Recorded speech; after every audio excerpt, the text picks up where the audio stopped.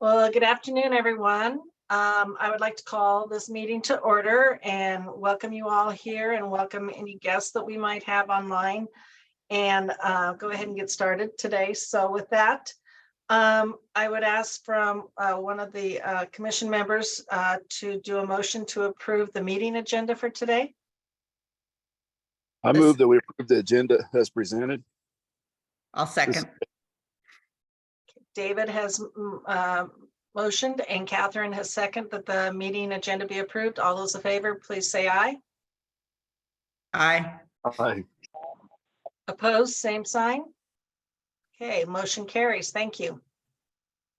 Also in your packet, you had the May meeting minutes.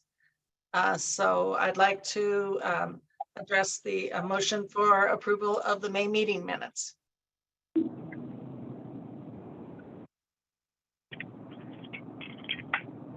I'm in favor of approving them. I'll second again then. I think we had Elena and Catherine on those, and all those in favor, please say aye. Aye. Aye. Okay, motion carries. Thank you. Motion carries to approve the May meeting minutes. So at this time, I'd like to open for public comment for non-agenda items. And if there is anyone with those, please note that comments need to be limited to 3 minutes per individual.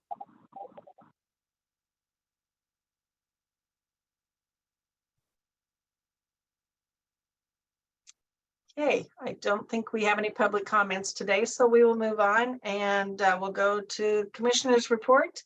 Kate. Great, thank you, Colleen. And just noting the 2765 number that joined, I think that's Simon, is that right? Yes, it is. Hello, everyone.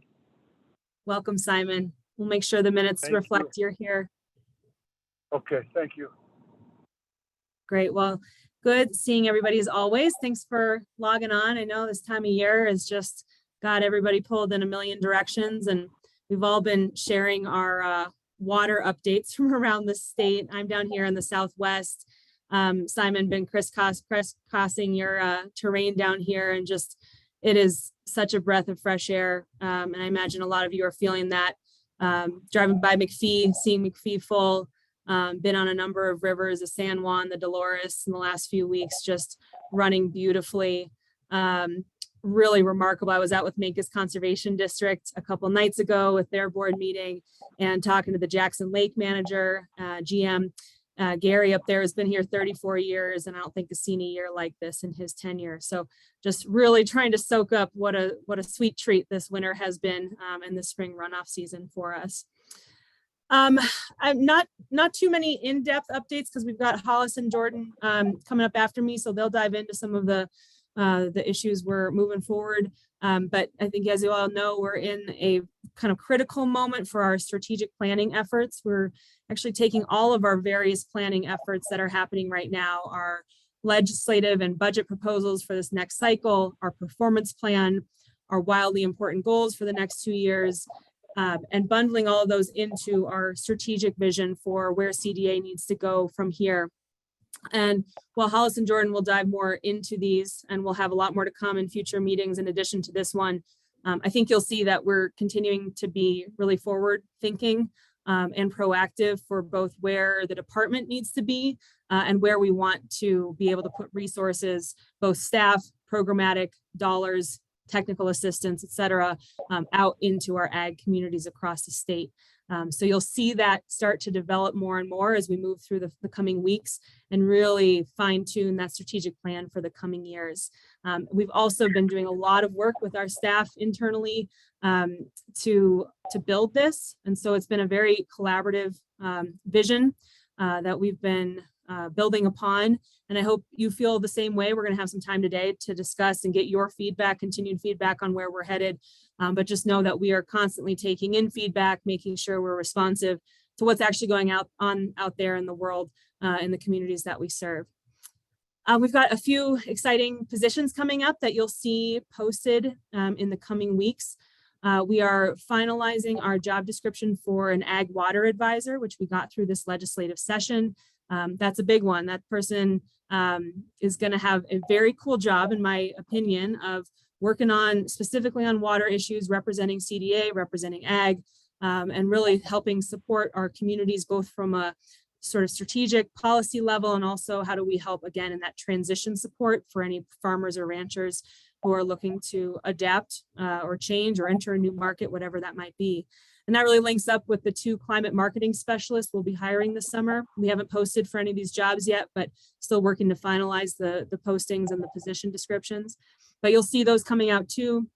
This is going to add to our marketing bench, which I'm really excited about. I got the chance to be with our international team, John and Ashley, in Chicago for the National Restaurant Association trade show. And we had 11 companies from Colorado. I got to talk to each of them. I mean, we had everybody from beef and bison, Stagecoach meat company out near Wiggins.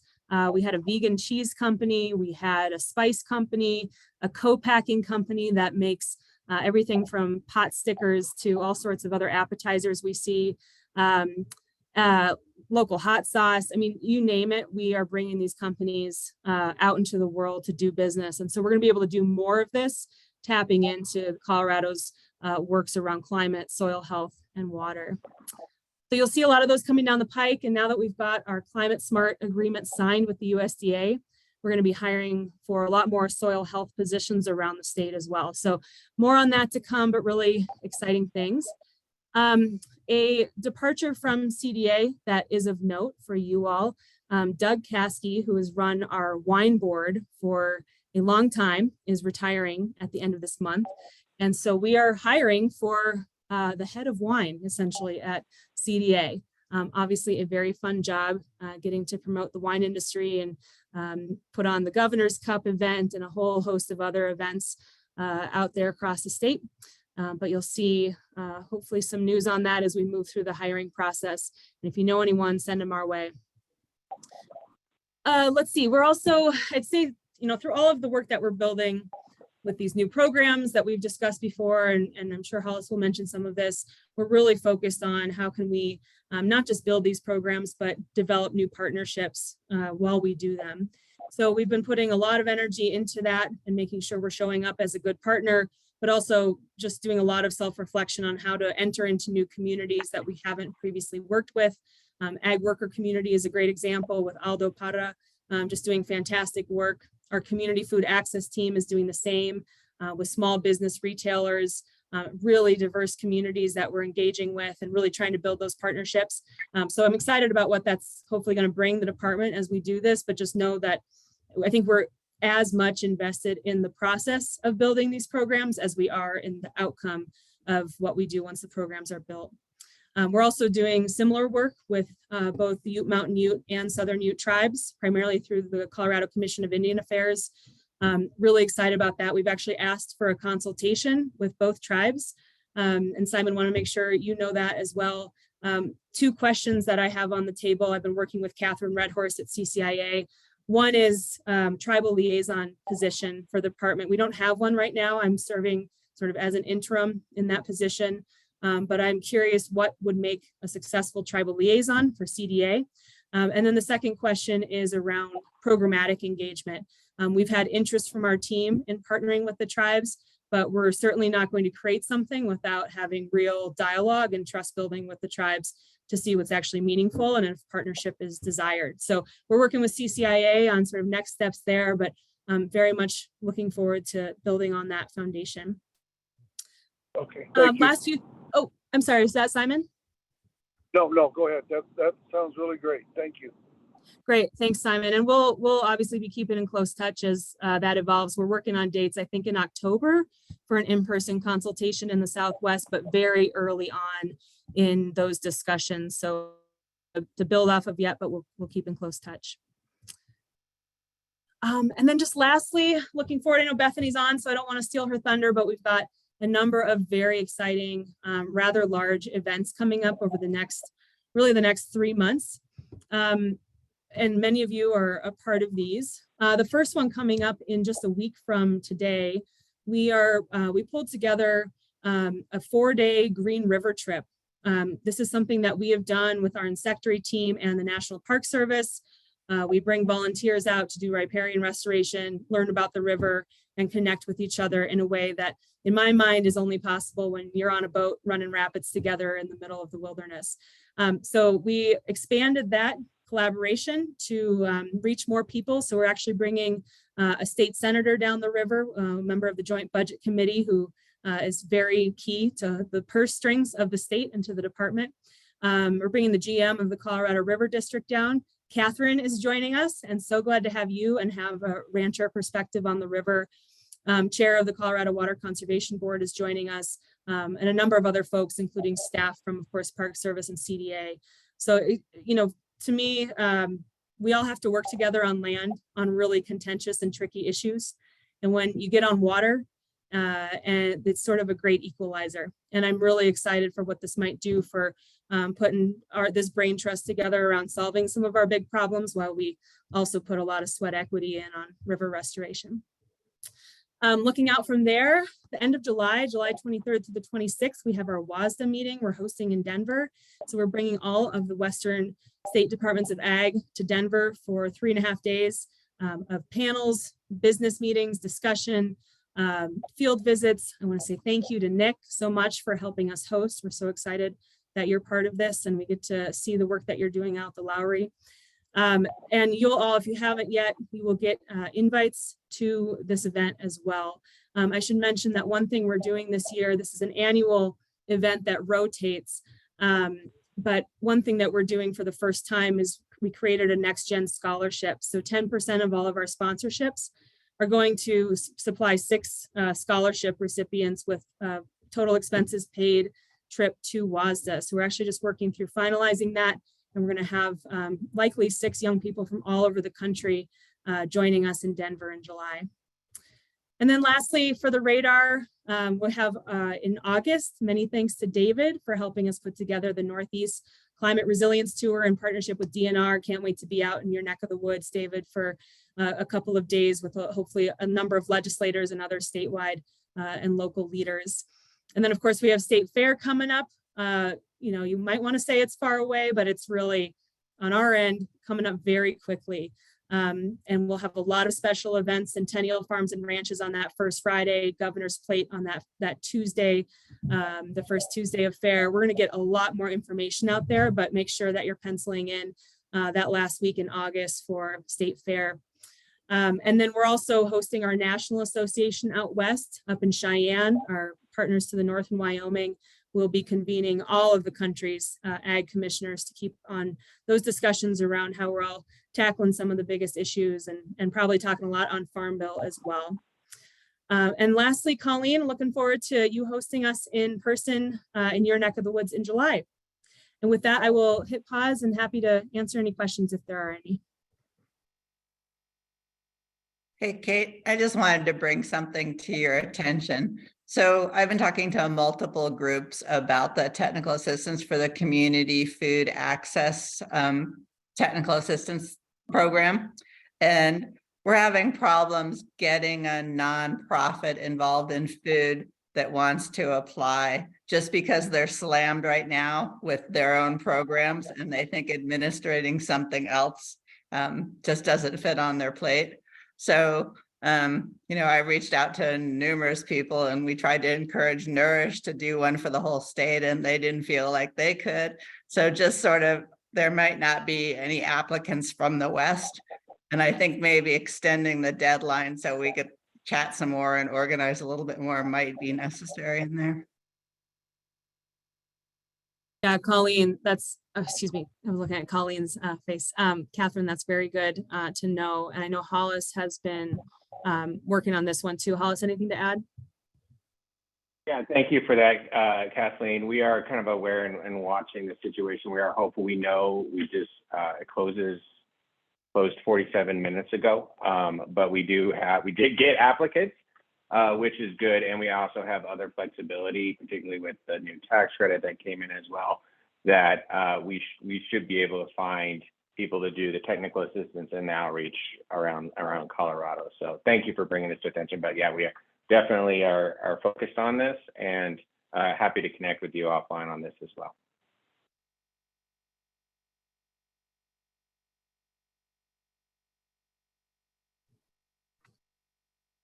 All right, I think that's it for me then, Colleen. Okay, thank you. Anything else for Kate this afternoon? Lots of exciting things happening. Catherine, I'll be anxious to hear about your trip down the river. Moving on to operations update, Hollis. Okay, thank you, Colleen. And I guess first, I'm a little disappointed. I did have an opportunity to go on this raft trip and I passed just because of things I had to do. But if I had known Catherine is going on this trip, I would have jumped right on this. So you guys are going to have a great time. So It will be fun, thanks. and I would probably help you sink. That's awesome. Kate, you did a great job. Thank you for kind of updating where we're at on hiring. Those positions should start coming out. Those announcements should start coming out here within the next few weeks. Just other two quick high points, operationally speaking. We are in the final days, and it's crazy. I'm getting some of the work done on our plaza at the State Fair, and construction there is going on and in time for the State Fair. So Jennifer and Scott Solar and team have been doing a great job at that, and I'm looking forward to seeing the walkthrough here in a couple of weeks. In our markets division, we did sign the Resilient Food Systems Infrastructure Cooperative Agreement, which is going to again tie into the Regional Food Business Center grant that CSU got, that we're a partner of. And so this will be about $4 million coming to CDA to help with mid-scale infrastructure programs. Again, the intent, I think, from the USDA was for this is to advance infrastructure that was not through meat and poultry, because they did a lot of the programs for meat and poultry in the last year or so. So we signed that agreement, so we're happy for that, and we'll be quickly pivoting and developing our plan on what we would do with that program. And it's a great program because it really will tie into a lot of the other work we're doing with our loan program, our community food access program, and of course CSU as well. So excited for that one as well. With that, I'm going to pivot my time, and let me first begin by, I'm going to do my presentation, and I have Kate McCroy here with us. She's our process improvement manager here at the department and kind of lead extraordinaire on our performance plan. As Kate mentioned at the beginning, we have we're in an interesting time right now where we have, as we begin to focus on what not only do we want to do in the next 4 years, but meaning in the next year, what do we want to do as far as what is our performance goals, as well as what are our strategic plan. And these are very similar concepts that we're going to talk about today, but they're different as well. And so Kate is here with us today to give an update of where we're at with our performance plan. This is the plan that we submit to the governor's office. It really is the baseline of our SMART Act, and I'll just kind of keep it high level there. So Kate is here, and we'll talk here in a little bit about and give you a preview of what our performance plan is. This is where, when you hear us talk about our wildly important goals, and we've kind of previewed kind of what these will be over the last few meetings as we kind of evolve around these. Kate's going to continue to provide that updates today, and they are still continuing to be revised here in the month of June and then in July. But what I want to talk about before that, and I'm sorry, let me digress here. I'm going to apologize. I'm going to give my speech or my presentation on strategic plans and hand it off to Kate to do performance plans and WIGs. And I do apologize when I have to step away for a little bit to take a meeting I couldn't move, and then I'll come back for your updates as well. So I apologize in advance. To share my screen. So can I share?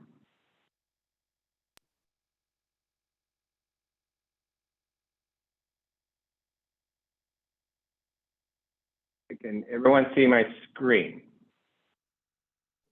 Yep. Yes. Okay, great. Presentation. So new term for this administration, new term here for Kate and CDA and the team. And so we really wanted to begin to think about a strategic plan with all the work that we're doing and the diversity of the work we do is how do we have a plan in set to begin to kind of articulate and focus and then measure what we do holistically as a department, everything from our laboratory division to our state fair to our markets division and our plants industry and even internal. So we really, in conjunction with the performance plan that we're working on, is really just starting to think of a multi-year strategic plan that we want to develop. And so today's presentation, which will be about 10 minutes, is part one of our strategic plan, because the analogy we're using way too often these days is this is a bit of a plane that we're building while in flight as well. And so right now we're at a point where we can provide to show you the structure that is taking shape of what our strategic plan will look like. And then part two next month, we'll go in and provide a preview of what the actual specific initiatives are or what those goals are that are going to be in the plan. So today it's about the outline and understanding kind of the broad vision of what our strategic plan is going to address or show that the department's going to focus on in the next couple of years. So why the heck do we even need a strategic plan, right? Our strategic plan is going to align basically commissioner's vision and what Kate would like to accomplish in the next couple of years for this department with what our senior management priorities are, what our division directors' goals are for their program. These are really more program specific goals. And then also what is our vision? So it provides, it encompasses our total body of work. So we have wildly important goals, and that's great. And we talk about animal welfare, we talk about next generation, and we'll talk about water resiliency, as those are our wildly important goals. And whenever we talk about wildly important goals, we also say, but then there's other stuff we do, right? This is the other stuff we do. It is equally important as those wildly important goals. And so this is a place where those live and where we have defined those, because again, it's across the entire department's body of work. Strategic plans also provide a compass for our divisions to take the direction we want to take over a couple of years.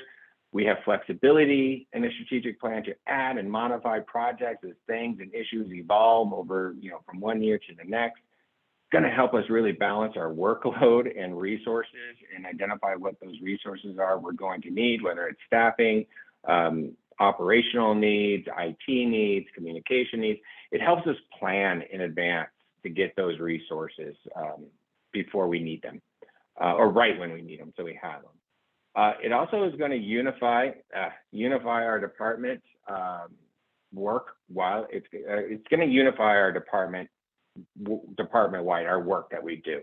Meaning, if there's a goal or an initiative done by the markets division, the communications team knows about it and they're engaged in it and they're supporting that. Same with our OIT, same with our business ops, and even same with other division programs that may be able to support those divisions. It's going to provide also a mechanism. Obviously, we want to monitor how well we're doing on our progress and our specific goals.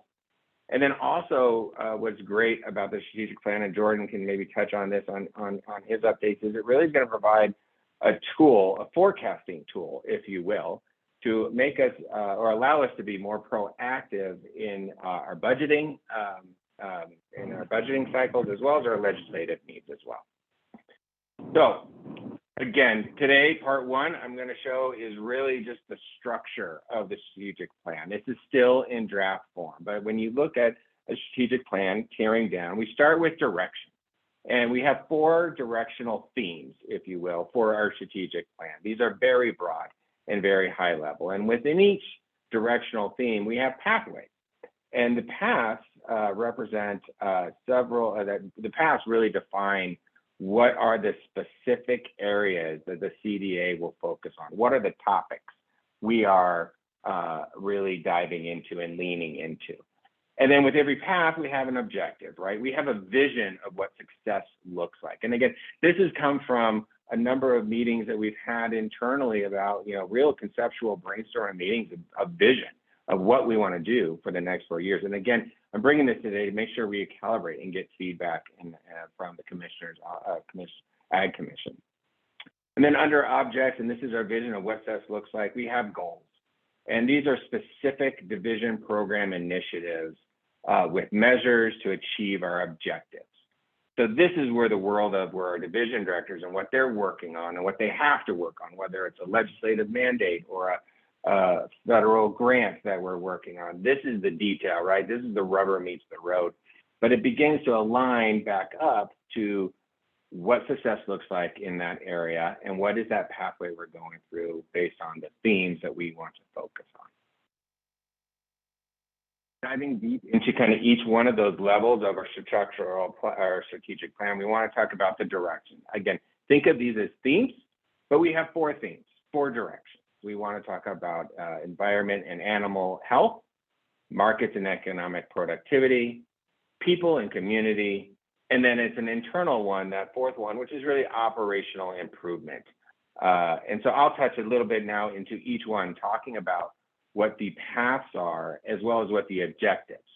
I don't have the goals in here yet. That comes in part 2, where we begin to align what these paths are, what these objectives are. Again, think vision, into what we're doing boots on the ground in the division. So under the markets, and I'm going to cover these fairly quickly, but under the markets and market and economic productivity, again, talking just about paths and objectives, we want to play in 4 areas. And again, this is under drafts or welcome feedback.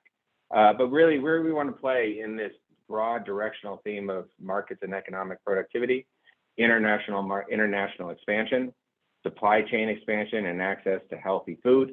So there we're going to expand our local food system investments across the supply chain.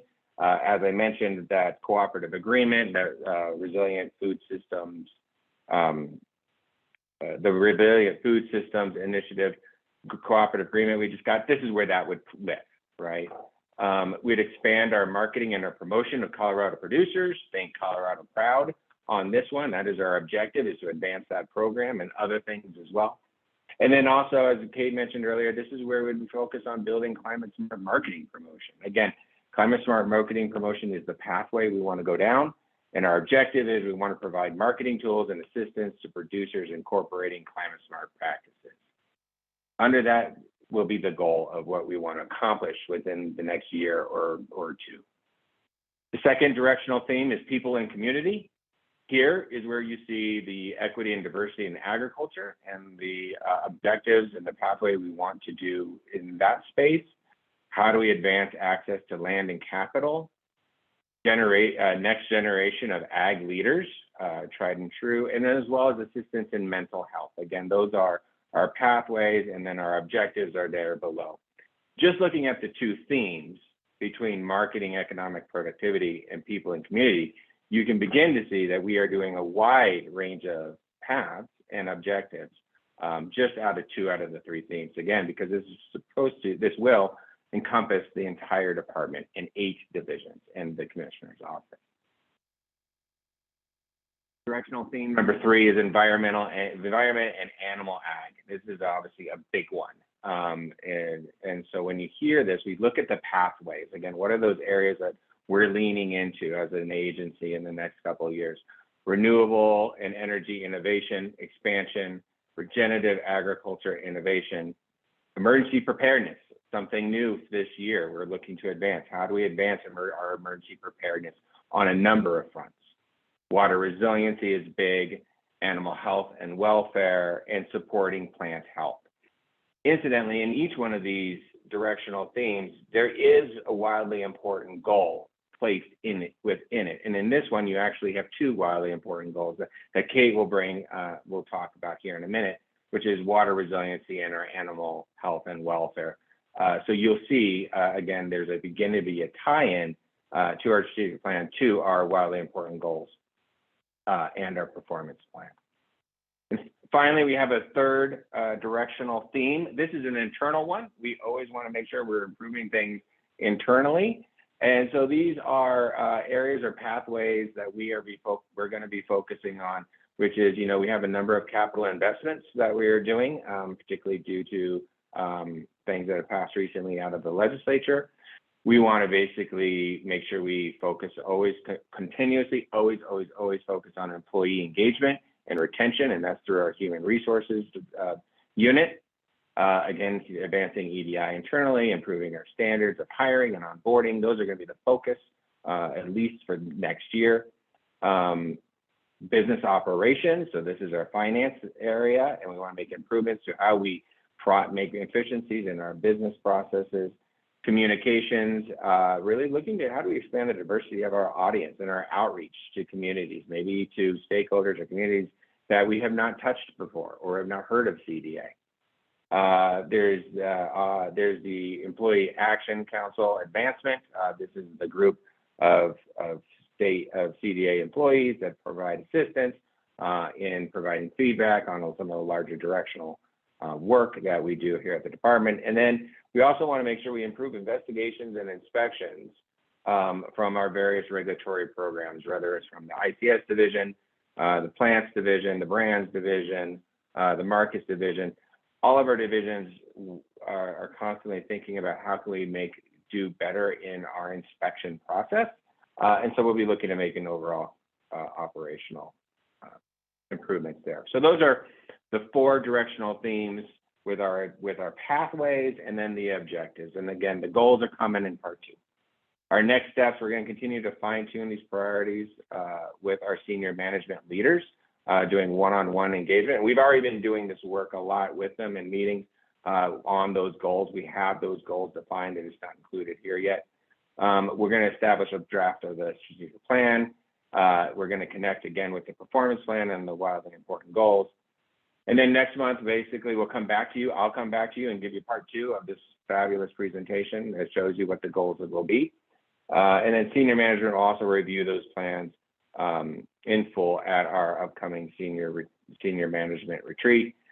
And then once we get feedback from you and we get feedback from the program, from the division directors and the rest of senior management, we'll finalize the plan in August.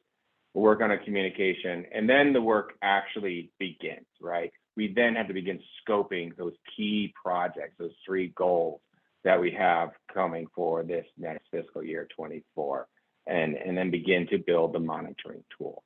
So with that, I'm going to stop and maybe just take a pause to see if I can answer any questions or provide any clarifying comments.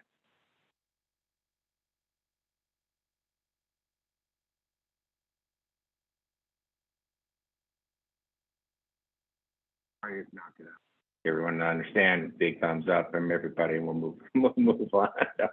I appreciate it. We will send this out to you. I realize I apologize for not being able to get this into your agenda packet. We will send this out. I welcome feedback. Either way, again, it's in draft form. And I want to thank you for your time. And then again, this is also, if you can think about it, this is just general introduction to the strategic plan. And then we'll be talking about it more at the next month's meeting. So I want to thank everyone for your time. Again, apologize that I might have to jump quietly here, but I'll be back in a few minutes. Thank you all. Let me hand it over to Kate. Oh, no problem. Thanks, Simon. I'll hand it over now, Kate, to really look and provide a feature of what our performance management plan is, because this one is definitely further along than our strategic plan. So with that, I'll hand it over to Kate.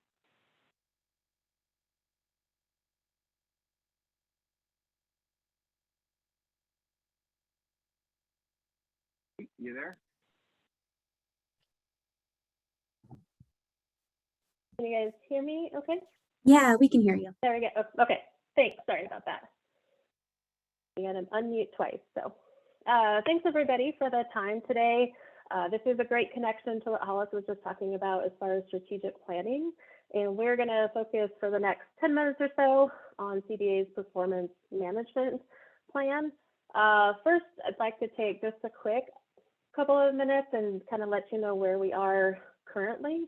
So kind of where have we been over the last year or so with our current goals. For those that don't know these off the top of your head or not familiar, we have 4 major goals. These are the wildly important goals that Hollis was talking about that we set every year. These help us kind of focus efforts. Again, they're not everything that the department is focused on day to day, but they just require a little bit of extra effort from us to get completed. And so we have building economic and supply chain resilience, advancing voluntary stewardship, supporting the next generation of agriculturists, and then promoting animal health and welfare. And it's probably small on your screens, and I will send these slides out afterward, but these are the specific goals that we're looking at. And we're doing a great job so far. We're having a really good year as far as goals go. We have met 2 of our WIGs, and we still have 2 months worth of reporting to get and collect. So those numbers may even get higher. We've made significant progress on the other 2, and one of them is looking like we'll hit that one as well. And then there's one that will be very close. So we've made significant progress on the other 2 WIGs. And then all of the other lead measures that we have, the smaller goals that kind of show our progress towards WIGs being completed, we're making really good progress on those. All of them are at least 50% on all of the goals we set. So in this slide, once you get these, there's a link to the governor's dashboard. You can see our current goals and where they are. Again, we've met 2 of our WIGs, which is great. And you can see from the chart on our lead measures, we're about 68%. So again, we have 2 more months of reporting, so I expect these are going to shoot up even more. Some of our goals are reported quarterly, and so we just don't know where they are right now. Any questions on kind of where we are? No? Let's be doing an excellent job of explaining this then. Go ahead and move on to our performance plan development. So this is where we're headed over the next year or so. And in the next 6 to 8 weeks, we're going to be complete with our performance management process. It's lengthy. It starts in January. And so we're towards the end of it. But this is an excellent time to get this in front of you, let you have a peek underneath the covers, show you the work that we've been doing over the last 6 months to plan for the next year. And so performance management, what are we talking about? Hollis just gave a 10-minute talk on strategic planning. Now we're talking about performance management. This is a specific set of guidelines that the governor's office sets for us to follow. It's all about how do we measure what we do. It's about setting performance goals for the next couple of years. It's about kind of that continuous process improvement within our agencies to make sure that we're always getting better. It is mandated by law, so the SMART Act is out there. This is the reference if you'd like to go check it out. But we do have to fulfill this every year. And like I said, this is a long process for us. It takes about 8 months to get completed and involves lots of people, lots of back and forth, and just a lot of thought and conversations. So what this looks like at a really high level for CDA is that we have to develop these goals and measures. So Hollis just talked about strategic planning. That's kind of that overarching, bigger 35,000 foot view for the whole department. And that's looking 3 to 5 years out, right? That's where we want to move as an agency as we go forward. And then we have these wildly important goals. Those are set every year and they can change every year. It kind of depends on the work that we're doing, executive orders that are coming out, preferences from the commissioner. These kind of change, but they are also looking kind of 1 to 3 years into the future. What is the big needle that we are trying to move forward at CDA? And then the last kind of small deliverable is our performance plan. And that is due every year on July 1st. We have to have that up on our website. Again, it's SMART Act mandated, so it has to have certain sections, certain inclusions in order to meet the SMART Act. And we have a deadline actually this Friday. We'll have to get our draft to the governor's office this Friday. So we are currently deep in this. We are trying to get it finalized. It's in really good shape. And we will share that with you after I'm done talking. Okay, so this is just a quick peek at the performance plan. A little bit about the cover. You know, we come up with different ideas every year. We ask folks what they'd like to see. We vote. We kind of workshop these. This year, we've chosen to go with the Mighty Onion as our cover. We know that Colorado agriculture is very diverse. And yes, it's driven by cattle and some other big products, but we like to kind of focus on the diversity that we have. And so we really think this cover shows that diversity. So not only are we focusing on a crop that doesn't get highlighted, but we also have lots of different pictures that represent different sectors in agriculture. And then to kind of tie it all together, there are crop circles, if you can't see that.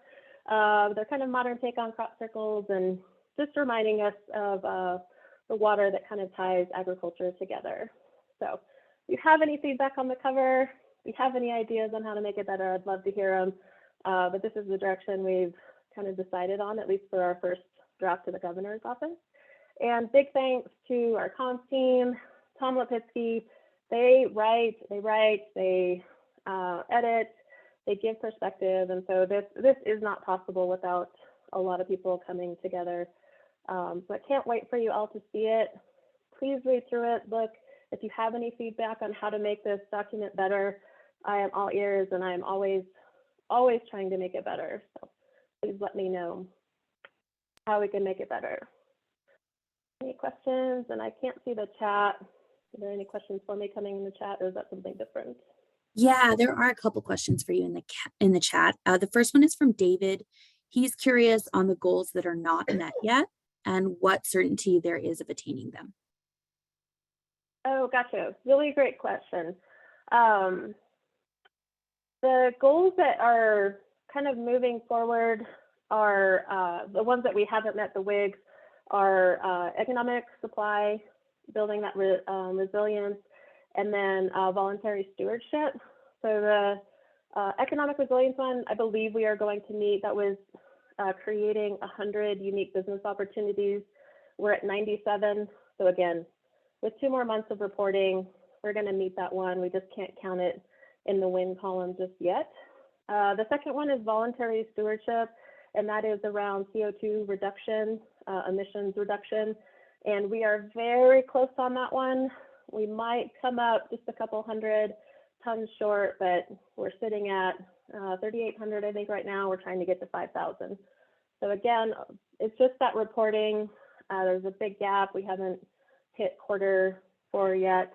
So great questions. And if you want to talk offline about the other lead measures that we're working on, I'd be happy to have that conversation as well. And then Stephanie asked, oh, sorry. Oh, no, I was just sorry, gonna... it popped up, but you know, Oh, good.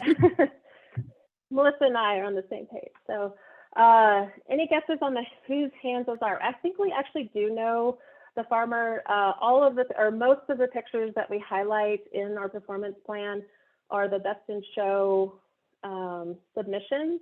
So those come from Colorado Agriculture. Those are folks out doing the work, seeing beautiful Colorado scenes, and then sending those in every December. So that's not a winner, it's just a submission, but it really just kind of, this is a great picture, the roughness of those hands, and just kind of really goes to show you like how hard agriculture is. And so just a really fun picture.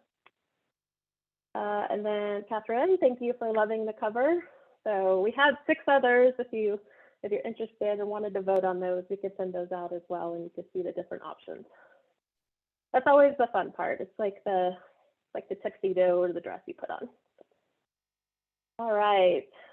So just real quickly, with the time I have remaining, we're going to talk a little bit about the wildly important goals that we have set for this year. They did change. We have 2 new ones. These are set by the governor. So while we have input into what we want to work on, the governor's office does sort of approve them and dictate what they would like to see. So this year we have advancing local food access. That's been a huge part of the conversation. I think we've mentioned it no less than 3 times already just in this conversation. So really going to be advancing that work. A lot of that is going to be maturing that program, trying to get money into the hands of the community partners.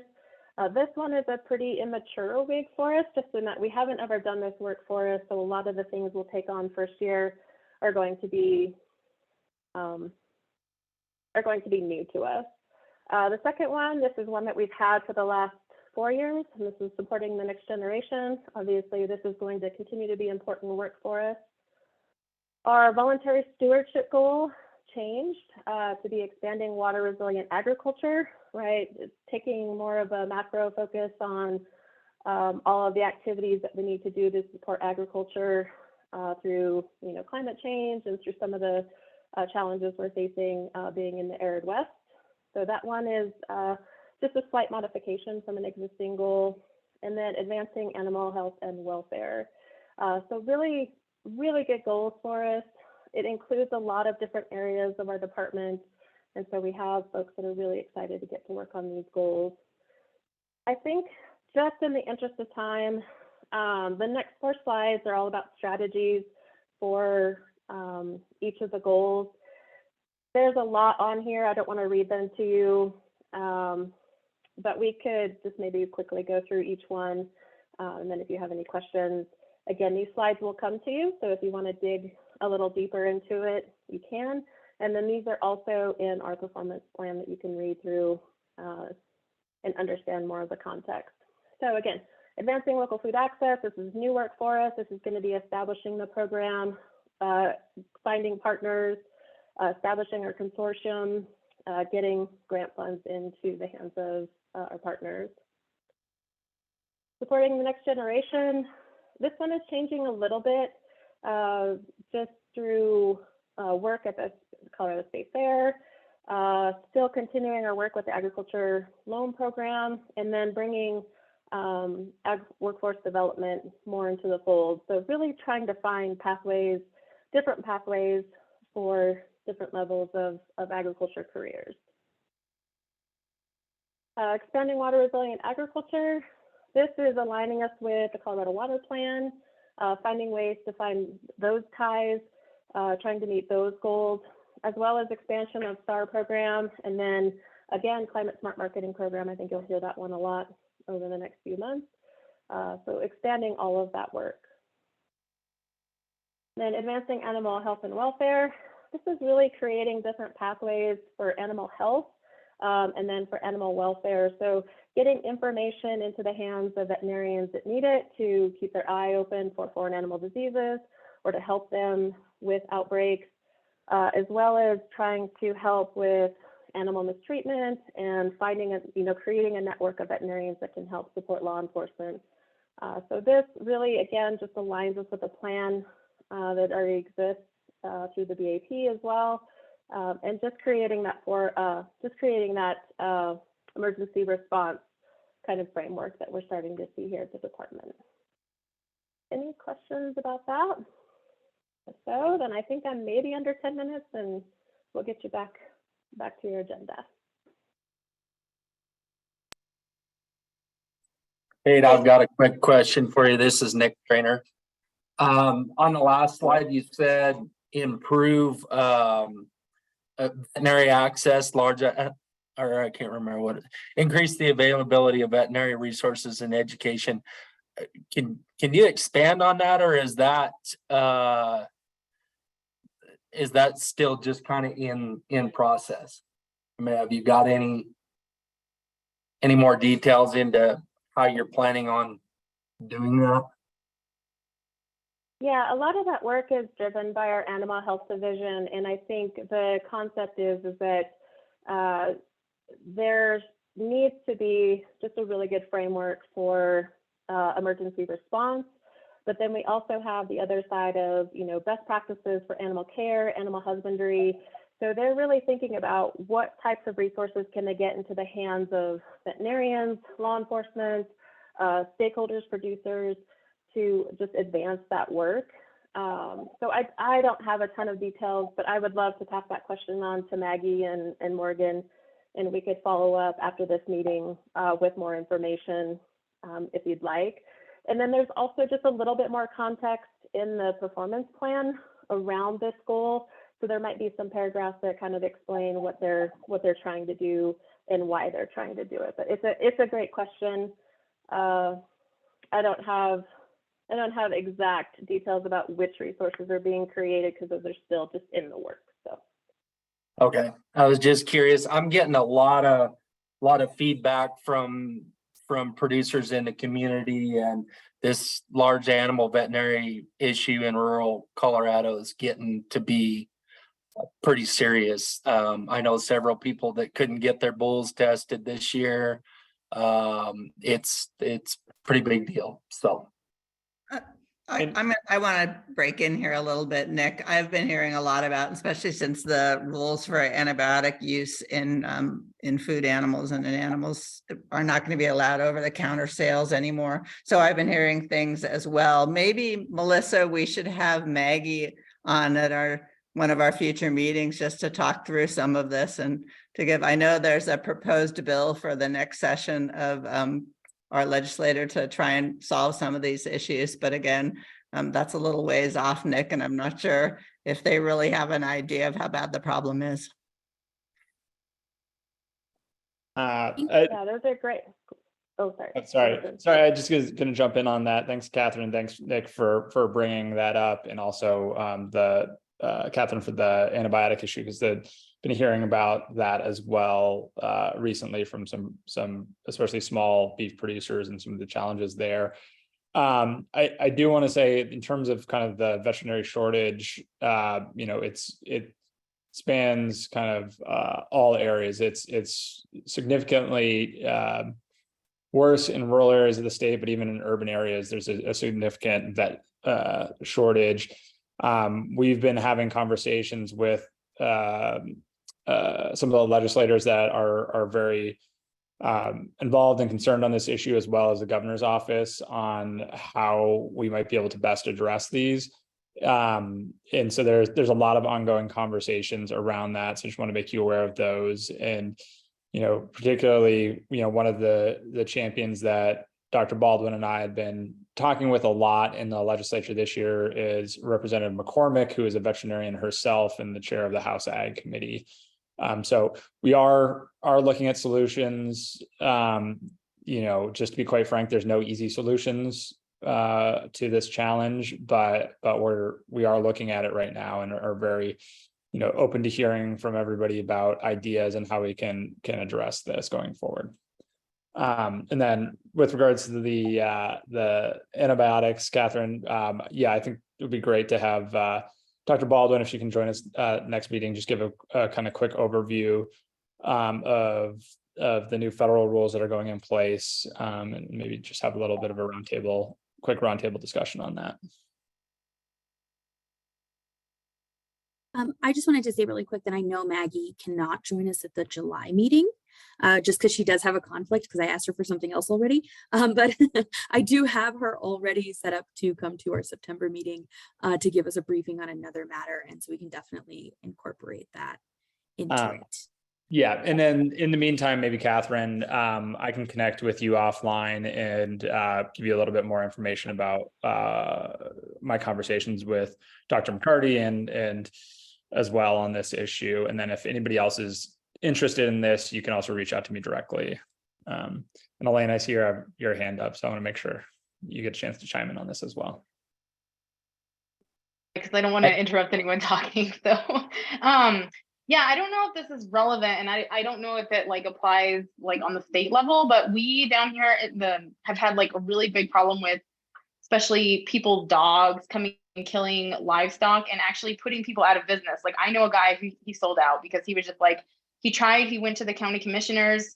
He told them, I'm pretty sure it's this person's dog, I'm not certain, and basically got no support from law enforcement simply because our county doesn't have an animal control, apparently, that has something to do with whether they're intervene. And I've had similar experiences where I've had significant losses to mostly domestic dogs, and then just been given blown off, I guess, by law enforcement, being told that there was nothing they could do about it. And I did try to reach through some of the animal welfare people up through the Humane League and stuff, and just basically was told that there was no resources here for that kind of stuff. And I do think it is a pretty bad problem, where I know several farmers have just sold out. And even cows. I had a neighbor who they killed his cows. They ran them to death. And I was just I didn't think that would happen. I mean, sheep are one thing, but so I don't know if that's relevant, but that just seems there seems to be maybe a variation in how different counties deal with stuff. And there isn't support sometimes for these sorts of problems. And I don't know if that's can be fixed, but I know like I've talked to some other people in other counties who like have totally different experiences where they were like compensated for the loss of their animals, where the people who didn't have their dogs under control were fined, where it was like a totally different experience from like what I see here into some of these other counties where we're basically just told like, get a gun, but don't be caught shooting them. It's like, well, that's going to be tough. So yeah, I don't know if that's relevant to this, but it's just an issue that a lot of ranchers around here seem to be having. So, yeah, I mean, to me, that seems to be kind of almost a separate conversation, but Kate and I have a monthly call with a lot of county commissioners through CCI. And so this might be a good topic for us to bring up with them and kind of see how other jurisdictions are handling it and see if we can get some more information for you on that.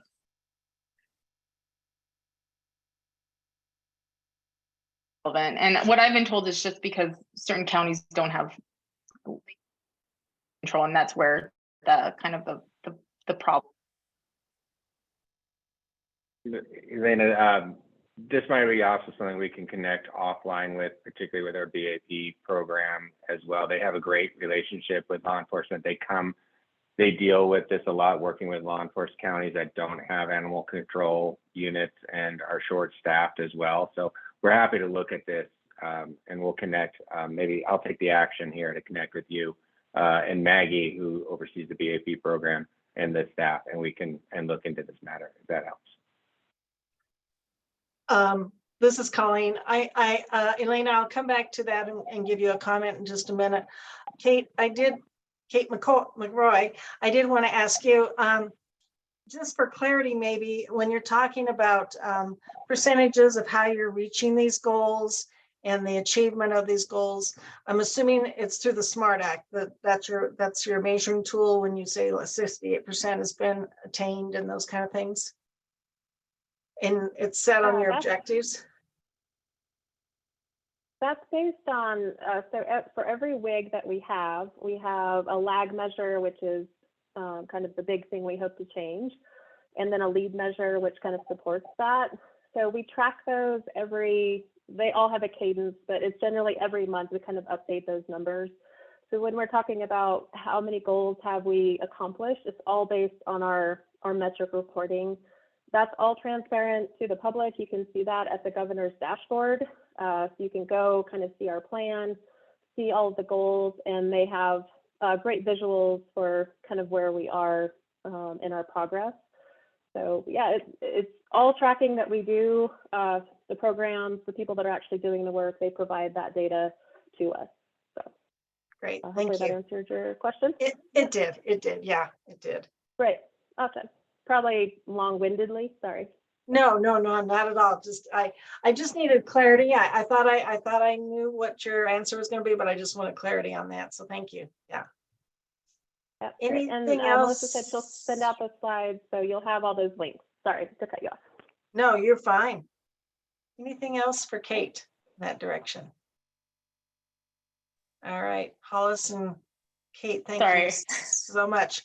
Elena, in answer to your question that you were talking about, when I served on the Parks and Wildlife, and maybe Commissioner Greenberg can address this too, sometimes those are handled through Parks and Wildlife, and those reportings are handled, and it's brought to their commission to discuss about how the issues that are going on with the animals and the wild animals. So I can't dive into it any deeper than that, but I just do recall some of those conversations were brought to the Parks and Wildlife Commission. Did actually talk to them as well, and they basically said domestic dogs are not in their jurisdiction, and it's with law enforcement. So, and like I said, if it was just me, I wouldn't be complaining, but I've seen a lot of people really struggling out here. I'm sorry, I'm new and I kind of don't know everything. So if I'm saying dumb things or don't understand what is going on, I was thinking about the veterinary issue because I think this is something that is very scary, and I think that that looking forward, it's like, oh gosh, especially with antibiotics and stuff like that. But one thing I've noticed a lot is like, it seems like maybe bigger producers are a different story, but I have met a lot of young, like smaller producers that just don't have like basic animal husbandry stuff. And I don't know if that's something that's like a training that steps away from the veterinary, because like, I don't know, for me, it's easier just to deal with stuff on the farm than it is to like run them into the vet anyway. But if people don't have like the knowledge or like the training, I don't know. I've always just felt like that would be such a valuable training. It's just like animal husbandry. And I love that the ag conference here locally actually did some, and it was really great information and seriously like helped me so much. And I wasn't even able to attend, but I like had a spy who like filmed it for me. And it was really great information. And I know a lot of producers were really excited that that information was there. And it wasn't through like the vets provided it, but it was definitely like information for producers to just help them be a little bit more in control of how to deal with some of the basic problems that animals get, especially like with smaller livestock, because it's so much harder to justify all those veterinary expenses. Well, for one, no stupid question at all for anybody. So just so appreciate you putting whatever is on your mind or on your community's mind on the table. And I think it's a great point, Elena. And I think it will help us, like, as we're thinking about our animal welfare work with BAP, how can we support veterinarians in actually, you know, especially on the large animal side, supporting our producers, which is as Jordan said, not an easy problem. We don't expect to solve it alone or in the short term, but we want to be part of the solution. Integrating that into a broader sort of education base for producers around good animal husbandry, that is definitely on our minds and on Dr. Baldwin's mind as well. So that's really helpful for us to kind of build this all in a way that works together. And I don't know, just based on the comments, I mean, it sounds like everybody's getting a lot of feedback from the country on this topic. So Jordan, I think your idea of some type of little round table or something, I know I've got a lot of contacts that may have some pretty decent input on what those solutions are. I know nobody has the right answer, but it seems like some of these rural veterinarians could offer some pretty good input into what those potential solutions might be. So whatever you guys set up from a roundtable setup or input session or anything like that, I'd certainly be interested in being involved in that. And I'm sure Catherine and Elena do too. I think that's a lot of great information, Jordan and Kate, to take back to Dr. Baldwin and see what pieces can be put in place. So great information, great sharing.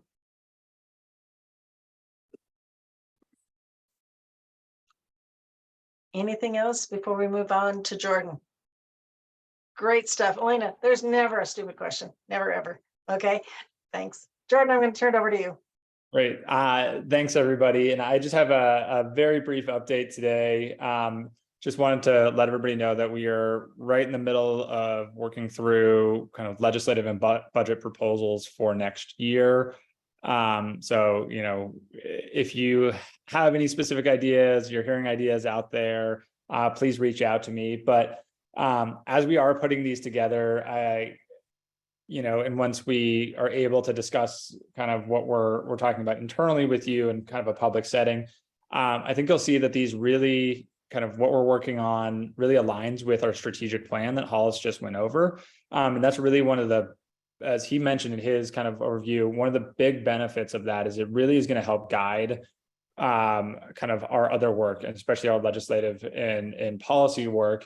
It'll all really align very well with those directions and the pathways that he talked about. So in addition to that being kind of a great tool for us to use in guiding the work that we're doing, I also see it as really a transparency tool as well for all of you, all of our constituents, and everybody that we're working for. So it's very clear, everybody knows exactly what department is working towards. And as we kind of move forward with different budget requests or policy initiatives or legislative proposals, you should see very clearly how it fits into those pathways in those directions and how you know, all of that work is combined within the department. So I'm really excited about that initiative that we're working on putting together here. And I think it'll really help us as senior management or staff, all of you and all of the folks we work for out there in the state, understand kind of where we're headed as a department and see that. So that's really all I had today. And just want to leave a quick second for any questions that you have.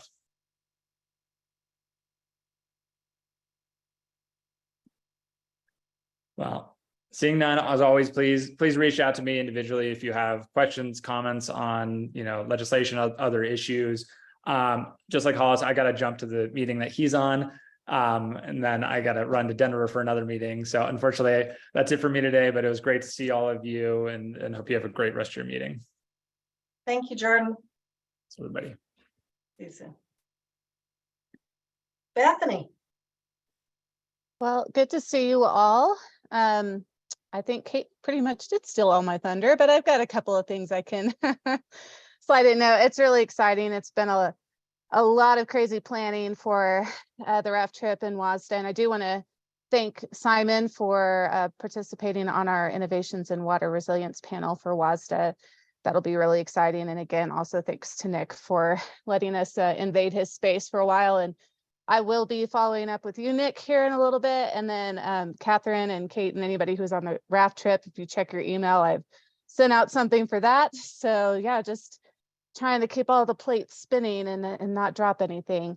But as far as a couple of other outreach things that are coming up on the Western Slope, we'll have 3 different outreach meetings. We're working with the the Colorado Energy Office on their greenhouse gas reduction plan 2.0. So they're taking the lead on that. They've had some outreach stakeholder meetings in other parts of the state. Colleen, I'm sorry that you missed the one in Greeley. I didn't get to go either. I was at the one down in Trinidad. It had a lot of interesting discussion from ag producers in that area. And then Kristen Boyson, who is our climate specialist, was at the one in Pueblo, which was last night.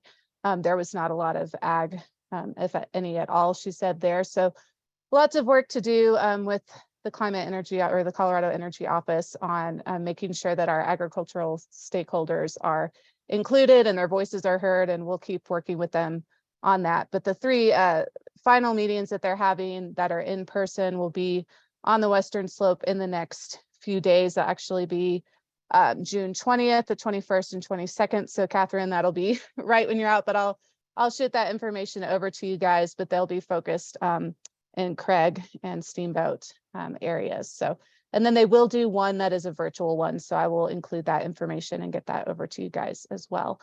And as far as that goes, everyone's just kind of running in 400 million directions from our team at different meetings and conferences. And it would just be a really long email if I included all of them. So I will just keep it top level with that. And I will look forward to seeing you all at the different places that we will be around the state this summer, and hopefully State Fair if I don't get to see you before at WASDA or on the river. So that's all I have for outreach. Anything for Bethany? Bethany, will you send us stuff on the WASDA? Yes, I will work with Jennifer and Kate and the rest of the team to see what else we want to have to send out for Ag Commission, particularly for invites for you guys and how to participate. Okay, sorry about last week. If they hadn't changed their date, I would have made it. No worries. It was a super, they've been pretty last minute with a lot of getting this information out, which has been a real struggle for ag communities because it's really difficult to just drop, your hay and run to a meeting. Absolutely. And if we want to participate in anything else like the deal in August, we just register. I know I got that email today and we just register online with that. Oh, for the climate resilience tour? I think that's the one. Oh, thanks. I think that's the one that I sent out last week. I think there was one I got today or yesterday about out in Eastern Colorado. Yes, the Northeast Colorado Right. Climate Resilience Yes. Tour. Yeah. Yes. Yes. If you'll register through that link, that will help me to know how many spots that we have. We definitely want to leave some open for legislators. So we'll just be kind of a first come, first served until we hit Sure. that buffer. But yes, thank you for reminding me. I'm sorry. I've had so many emails going out the last couple of days. It's amazing that I can remember my own name at this point. Okay, good. All right. Anything else for Bethany? Wonderful, thank you. Colleen, I think you are on mute suddenly. I am. I'm so busy flipping back and forth here. Thank you. I think we're at the point in the agenda where we've got scheduled a 10-minute break. So we'll come back at, let's see, 1:41. How about 1:50? And then we can wrap things up. All right, we'll see y'all back in about 10 minutes. Thank you. Turn back on. And we're going to go into the regional assistant commissioner updates. So Joe, can you Yes. share with you what's been going on? Okay, thank you very much. I'm going to make it short and sweet. I have an unexpected eye appointment in town here. Things have been kind of centered around food assessment, access. And as Kathleen said, we're having people, I talked to people up here too about from the Western Slope to agree to do that. There's some conflicts that we're having up here, not only with time, but also with the ability to qualify. Because we have too high, we don't meet the standards for the federal standards for low income in our counties because of our population and what our thing is talked about. I'm focusing right now on helping get our food council back up and running. It hasn't been running together for, hasn't had a meeting in a year and a half. And I offered to help add some energy to that to get it back up, which is what we have is a group of all people, representatives from all the food systems in the area, in the whole valley, that come together and kind of try to be more efficient and to keep each other informed on initiatives that are moving through. I was just reminded recently, just this morning, in fact, about the fact that what we're missing in this group are the social groups that deal with the food, people having access to food, you know, those human services and those kinds of things that we need to add. So we're working on that, getting it up and again with some energy. We've got process going on, got a group finally coming together with our youngsters, pardon me, anybody under 50 is a youngster. So, so with our youngsters and producers coming together, we're located differently by different organizations.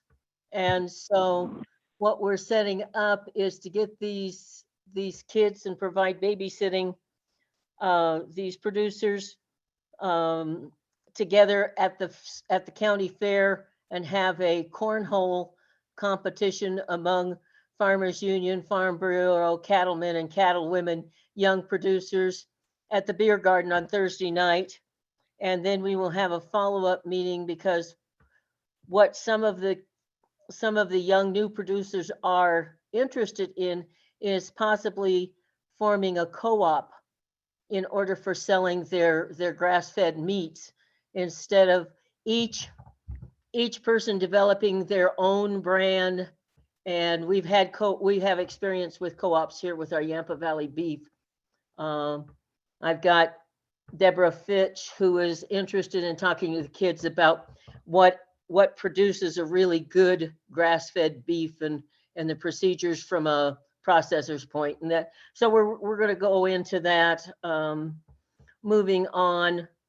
And I think that I'll just kind of stop with those things. There's so much going on with the vets and all of the way I function is little bits and pieces. I did get to go to the BLM hearing on their new potential ruling for land conservation and land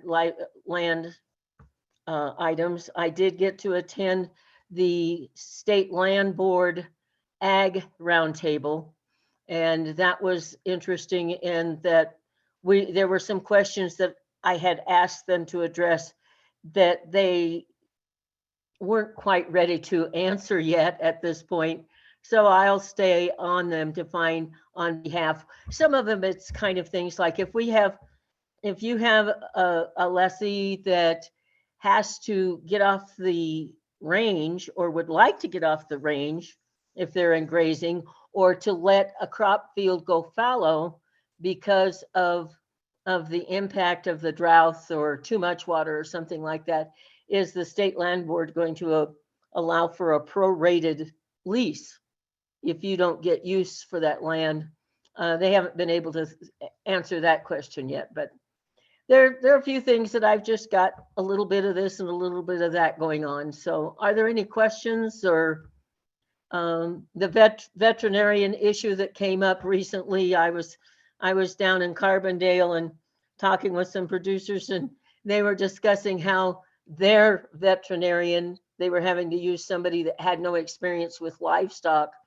And they were getting ready to trick these bulls, and not to make fun of her, but the bulls, those of you that have cattle know the bulls talk to each other, kind of going, I'm bigger and I'm bigger, and they're making that noise. And the poor veterinarian was so new that she didn't know what that sound was.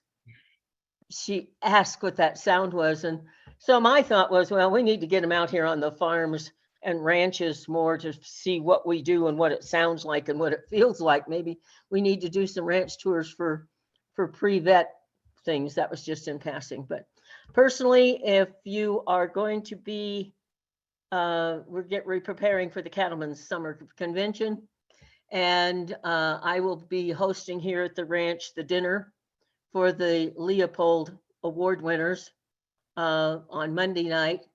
And if you are going to be up here, I will be sitting on my deck from 7 o'clock on Sunday night in a very informal, with a cooler full of beer and wine and drinks and a few snacks. And if anybody wants to wash the dust off their throat and come out and watch the sunset in the east, Jim and I will be on the porch.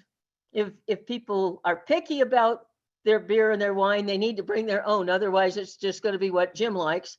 And if you come, that's great. We're happy to see you. If you don't come, it's not something that you have to make. And as Jim puts it, well, if nobody shows up, it's more beer for me. So anyway, that's Sunday night after 7 o'clock on the June 18th, if you're in town. And just email me and I'll give you the information how to find us. That's all I got. Joe, this is Catherine. I just have a quick question about the BLM rule meeting. Can you tell me what the sentiment was there between the land users? The sentiment was that this was kind of redundant, and that there was no, because they kept saying, and this was mine, they kept saying that, well, we already have these rules in place. And it's, well, if you don't have them, to me, that's an issue not of writing it down. It's an issue of enforcement. And we've had problems with enforcement with BLM on other issues up here in our area. I'm working on my letter. I'll send you a copy of it. I need to finish. I'll have it finished. The deadline to make comments are June 20th. Yeah. And I'm going to finish mine as soon as I get back from tomorrow's doctor's appointment in Fort Collins. And I'll send you a copy of, and anybody that wants a copy of what I have. It was just, they don't trust the BLM. They presented it, this is awesome, and we're going to help you, and we can have a conservation, you can have a conservation use. And I'm sitting there going, now, as I stand it right now, and this is my bias.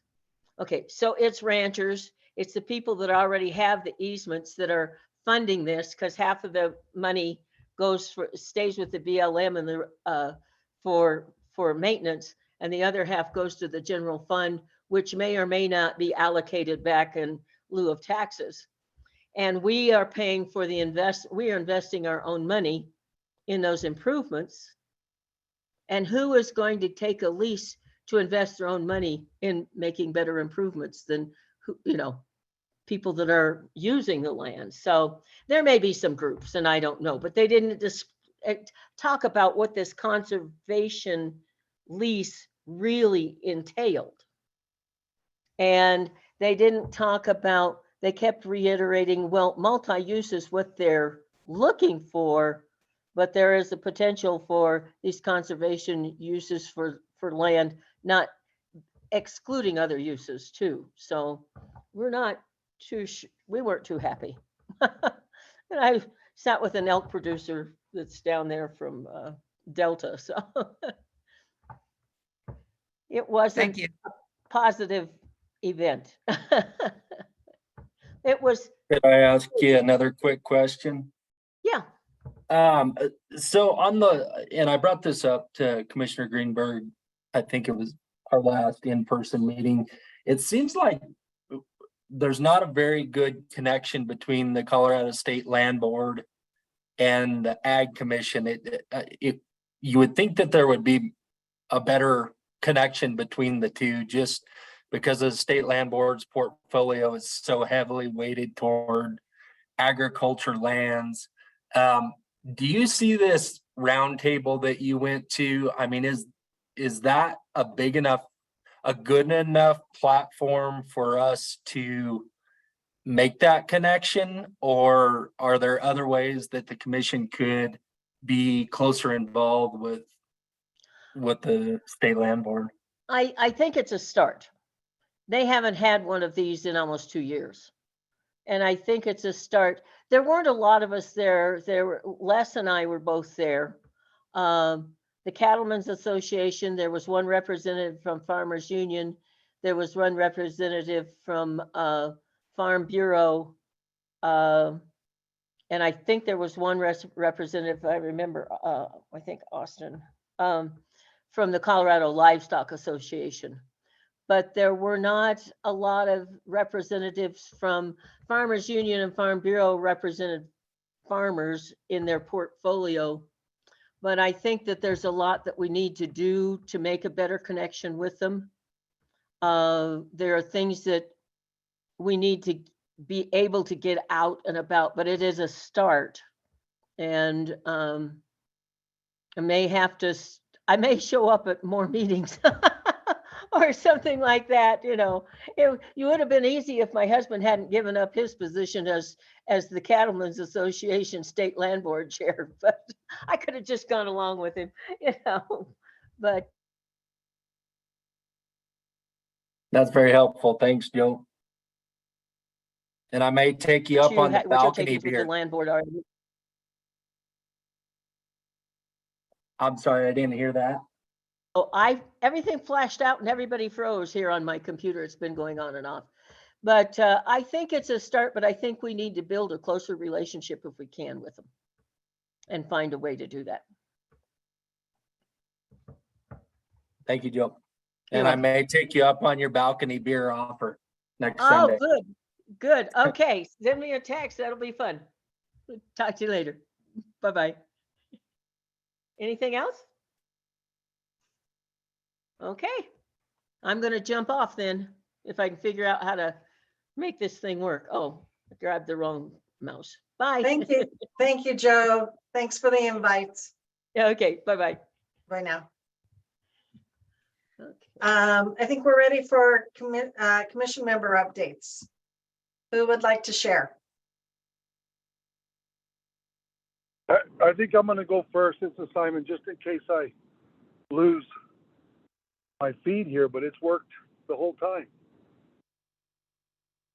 Sounds Can great. everybody hear me? Okay. Yes, thank you. Quickly, things are sure different this time of year than they were last year, I think, for a lot of us here in the state of Colorado. Roughly, I won't go into much detail on the farming end, but the individuals that we had on board and the people we just had to hire back this year, some existing, some new, we've doubled our crew, but we were able to get 5,000 acres of newly planted land in this spring between corn and oats and red winter wheat that we put in the fall, and some new alfalfa that we put into the mix. So that went well. On the irrigation end, this time last year we were running about 10 pivots, 10 to 20 CFS. We've upped that to about 74 operational pivots, and went to 80 to 100 CFS. So we doubled our crew there, and we're able to put a few more people back to work, which is good in our part of the country, I think anywhere. Labor's still an issue, you know, but I think all in all, we've got a good nucleus where we're at. We're going to be up to about 6,400 acres. We'll have about 1,200 acres left into fallow ground, but I think that's about all we could have accomplished here in the last 6 to 8 weeks. The cattle are starting to move up to the permit ground. They wintered well. We had plenty of feed for them, and then now they've starting to move up as of a couple of weeks ago. So here, by the end of the month, they'll all be off the farm.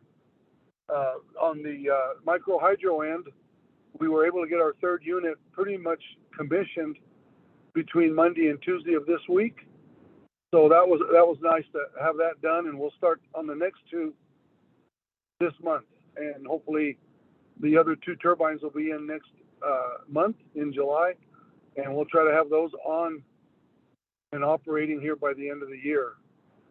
We did get a visit from CDA's own John Edson and buyers from Cancun and Monterey and Mexico City. That might be an option for some of our milled product. We just cannot move our whole corn too long of a distance. We don't have the volume, but I think we can in some areas with our milled product. So that'll be nice to do that. And Eric White was able to attend RES 2023 in Las Vegas here a few months back, and it was I think a good showing for bow and arrow, and he'll be back to another meeting in August back in Las Vegas. I think there'll be like 150 different distributors there in Las Vegas. So bow and arrow still producing the product, and the farming end, we're getting ready to finish up our first cutting of alfalfa and get ready for wheat harvest, which we hadn't done in a few years, coming up here 1st of August. And that's about all that I've got to share here this time.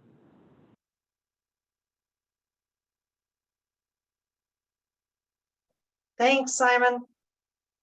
You're welcome. Next. I'll jump in if nobody else will go here. Yeah, like we talked at the last meeting, it looked like we were entering a good wet cycle, and it did come true. So we've had some cool wet weather for the springtime, which has been really nice, giving us a lot of good ground moisture that we don't typically have this time of year. So all the potatoes have been planted, and about 95% of them have come up, and it's looking really, really positive, really good. And now looks like we're going to turn on to a hot dry cycle, which will be really good to get those potatoes up and growing and good. So runoff has been really good. The river has stayed really high this year so far. We are putting a lot of water back into the ground. And the Subdistrict 1 plan of water management looks like it's progressing, which is going to be a really big benefit for my area here. So I'm pretty excited to see that happening and see that taking shape. First alfalfa cutting is coming off. So that's been really good to see. It's perfectly timed with the nice hot weather that we're having. So then something else that's coming up this week or this next week, we're having our visit from the USDA and APHIS for our Mexico potato shipments. So they'll be here to audit / visit the first procedure of potatoes going beyond the 26-kilometer zone. So that's something kind of neat that I'm looking forward to anyway.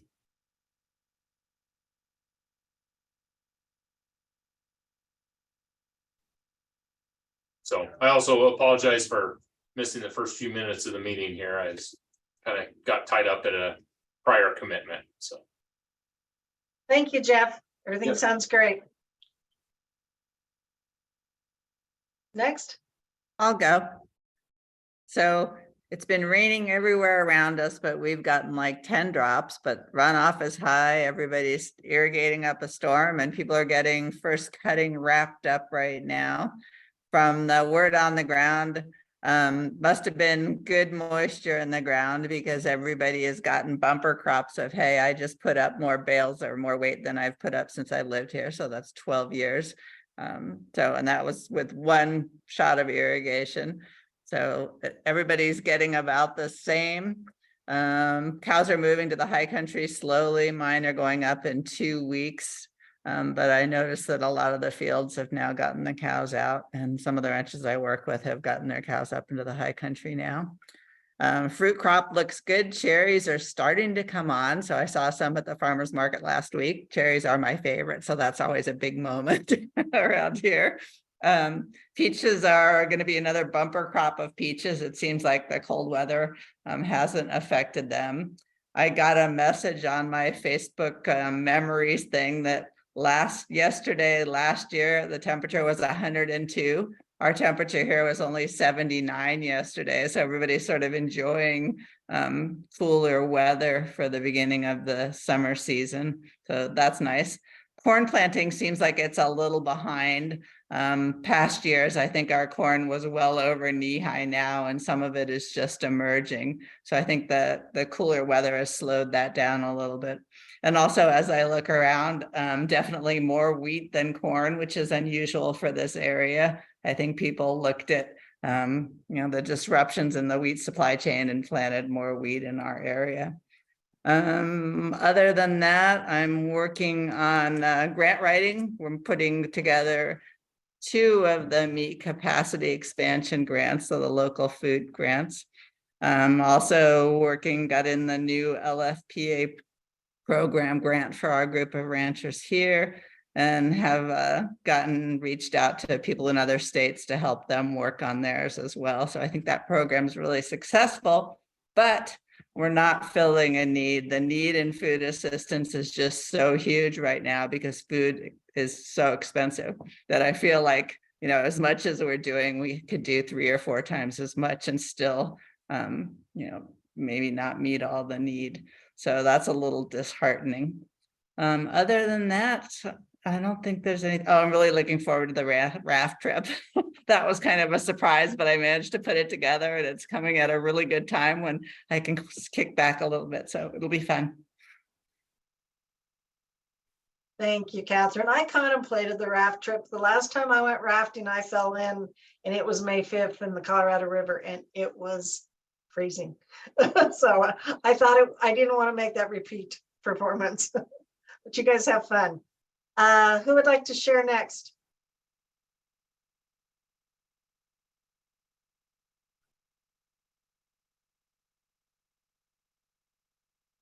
David, are you on the phone?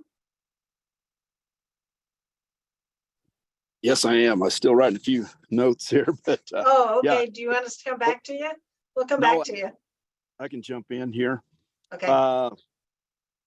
Yeah, what a difference 30 days makes, I guess. Last time I think we were meeting, I talked about we had a nice rain, like one. And since those last 30 days, though, we've had several rains. They've been pretty nice for the most part. As a matter of fact, in these last 30 days, I've had more rain at my farm and ranch than I have or did have all of last year for the entire year.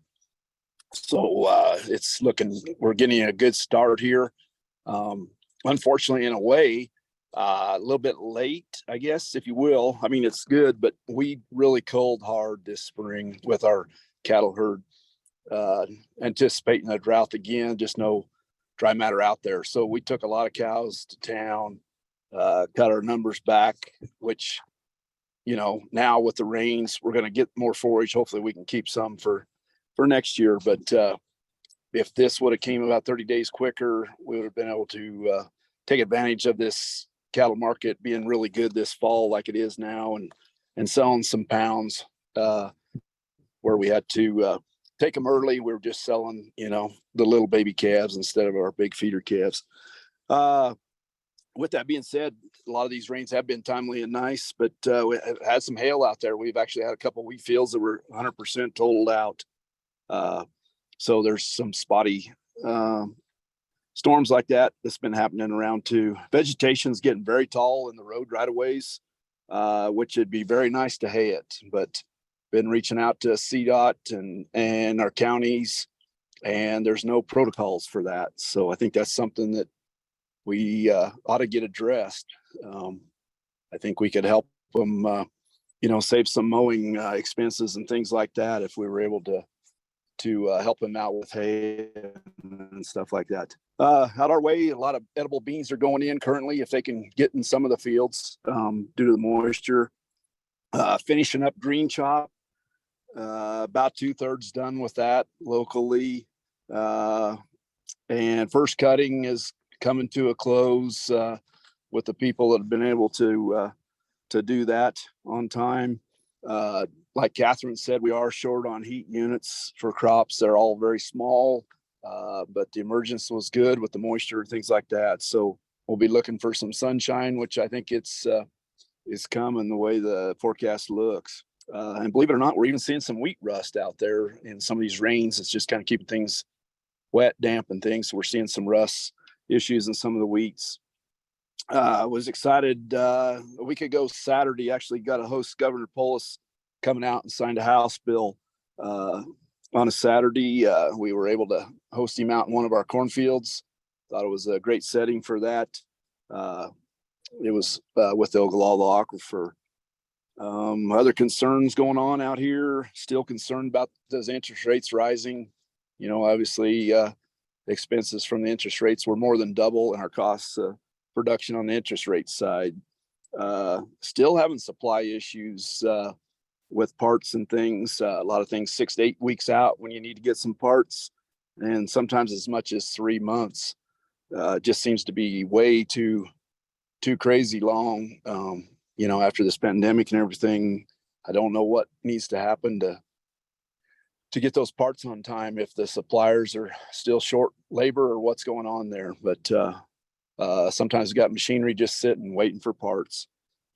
Potato crops are doing pretty good out here. That's one thing, they've been underground, tucked away, and they seem to be growing pretty fair. So they must like a little cool weather too. I think that's as far as I got on my notes.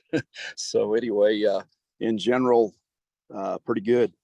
We're really excited to see this rain and all this. So we hope it continues, and looking forward to sunshine, and it's shining out here pretty good today. Thanks, David. Nick or Elena? I can go. My report will pretty much an echo of what David just did. Obviously loving all this rain. We actually received 2 inches more in May than we received all of last year. So we look pretty good right now, but Mother Nature kind of gave us a pretty good head fake in April, and we were all set up pulling drought triggers, and fortunately had some pasture in Cotopaxi, Colorado. So we shipped a large portion of our yearlings as a drought mitigation tactic. And the minute the trucks left here, it started raining, and it didn't quit for almost 30 days. So, but I am not complaining. It's real nice. We'll use the grass somewhere, and come along in July. I'm going to be up in Cotopaxi checking cattle when it's 110 degrees here and it's 80 degrees up there. So commodity markets, everybody's very excited about where this cattle market is headed. Obviously we need the economy to kind of hold together. That's the one thing that may rain on our parade from a beef price perspective, as if we see some kind of major economic downturn or recession turning more intense. But as of right now, everybody's pretty excited, and this will be everybody's looking forward to getting some decent prices and taking advantage of all of this moisture. Kind of getting excited for the WASDA meeting out here. We're actually hosting a large farm to table dinner the week before that. So we're busy bees around here. We're going to try and get all of our work done because July is going to be occupied with other stuff. So no, it should be fun and having a lot of fun talking through that with Bethany, and I hope some of you get to come out. It sounds like it's going to be a pretty cool event. So other than that, I think that's all I got. I'll be whining about how wet it is next time. That is too wet next meeting, hopefully. Thanks, Nick. Elena?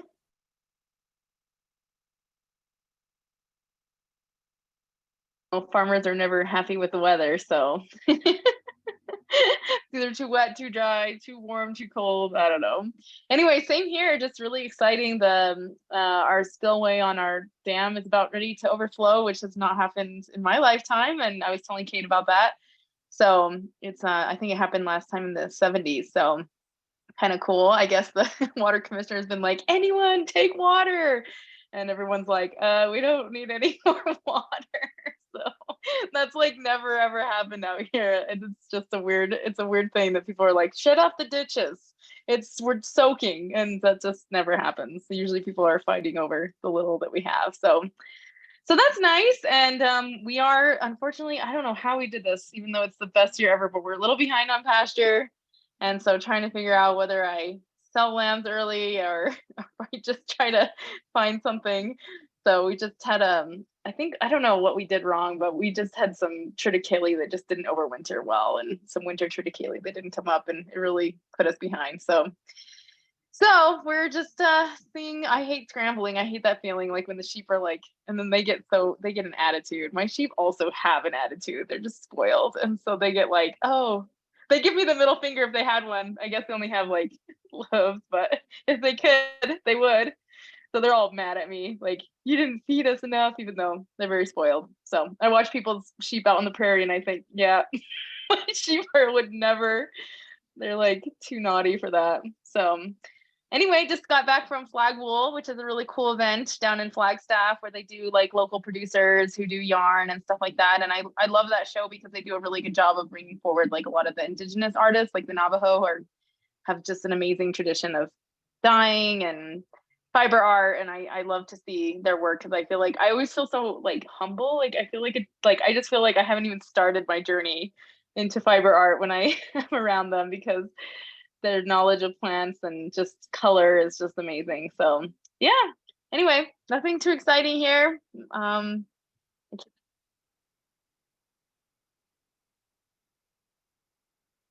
grateful for the weather, and I don't know, nothing else too exciting other than just everyone is very wet and soaking. And I have to say, I don't think I have seen that in a long time. So it's really nice. So I think my fields I like have a little acre, like 10 acres for my house, and I've never not seen it brown. So it's really exciting to like actually see something growing, because it's been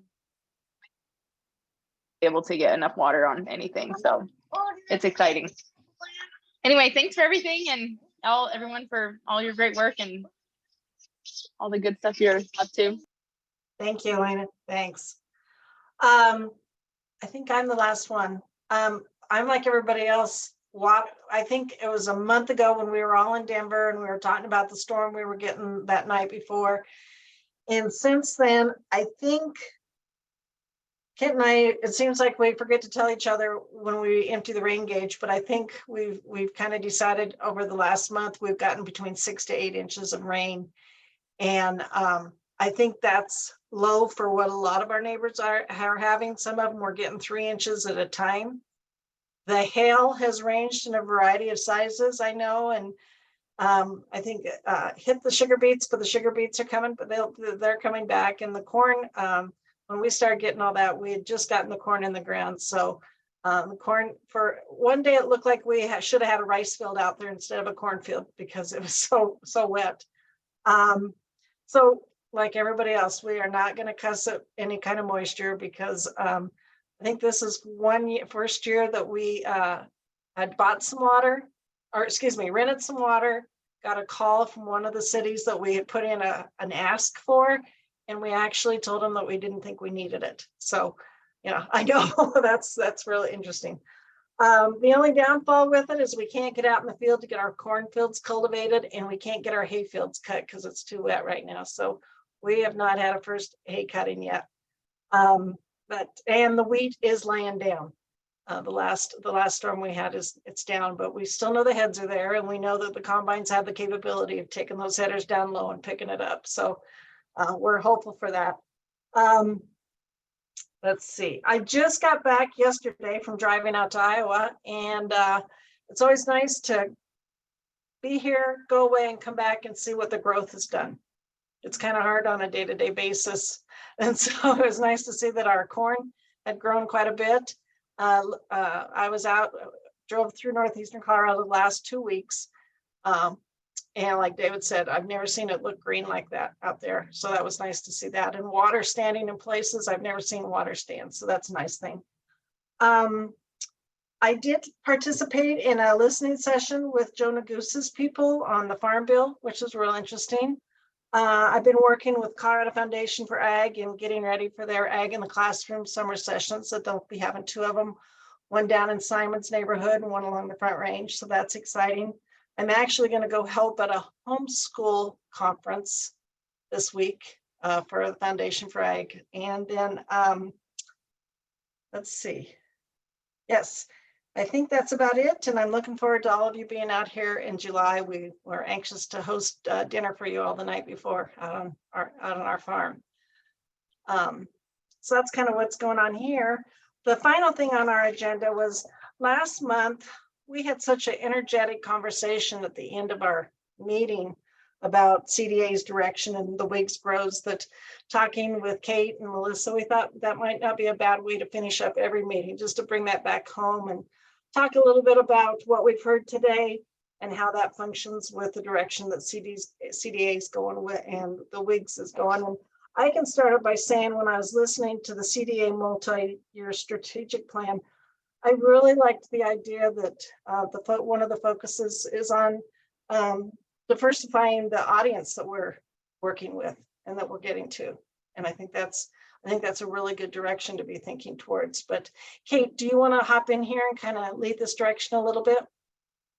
Yeah, happy to, Colleen. And this can go really in any direction, and as much time as we have left or as little, just, to the will of the group, but just don't want to miss an opportunity while we have you to get your feedback and make sure we're still calibrating our strategic direction based on what you think and you're saying is sort of the most important moving forward. So really just open to feedback, constructive, positive, whatever you got. I think this is in a really important window for this conversation. So we'll kind of, define how the agenda looks moving forward. But because so much of our products essentially are due in the next 6 weeks, this is our second to last meeting where we're going to have a chance to really fine tune and finalize at least our performance plan and budget and legislative proposals for the coming year. So just anything that's on your minds, please feel free to put it on the table and we'll happily take that back and reflect on where we go from here. Yeah, this is Dave. I really like the 4 plans, if you will, goals. And I think I've mentioned in some of my commissioner updates over the last few months, especially in the market side here. I see expanded local food systems, Colorado Proud, climate smart marketing. I think that's great. I'd also like to see somehow, as my concerns have been, how and it is a free market, but we are very concerned about all the rail corn coming in currently, which, that can happen with any product as well. But I'd also like to see how we could better utilize our own local corn sources, which we are, because we are a corn deficit state, but this year it has more than brought that to a head of how it affected our basis and our markets and things there too. So I'd like to, in the future kind of address that because it can be brought in by truck and or rail. But currently we're getting a lot of rail corn in coming from 3 or 4 states away. And that it's just been, I would say it's been probably a 20 or 30% reduction in our basis, if you will, on corn. So I'd just like to add to that there. Yeah, thanks for that, David. And I think Melissa, in our minutes, we can keep, at least in our notes, keep a list of these ideas that we might want to bring back in future meetings as well. Thanks for that, David. Yeah, oh, go ahead, Simon. I just wanted to say that I think we're all on the right track here, and I really enjoyed listening about the strategic plan that is being put together and the way it's formulated. Just we can all keep in mind the input costs that it's costing to produce a product, whatever that might be, before we get it to market, and really be able to strategize on trying to develop different ways of decreasing those input costs. Because what I've noticed going back into farming pretty heavy this year is a lot different than it was 3 or 4 years ago, as far as what things are costing and trying to find them more local than going out sourcing. So I think that's good that the board is addressing the better ways of trying to help each other in the state. Yeah, thanks for that, Simon. Yeah, I love that you're paying attention to building the market for the local products as well. I have a few comments. I've been digging into sort of numbers lately in all my grant work, and especially when we talk about beef procurement for programs, the local beef price is pretty consistently $1 higher than any commodity price that we can, that we produce.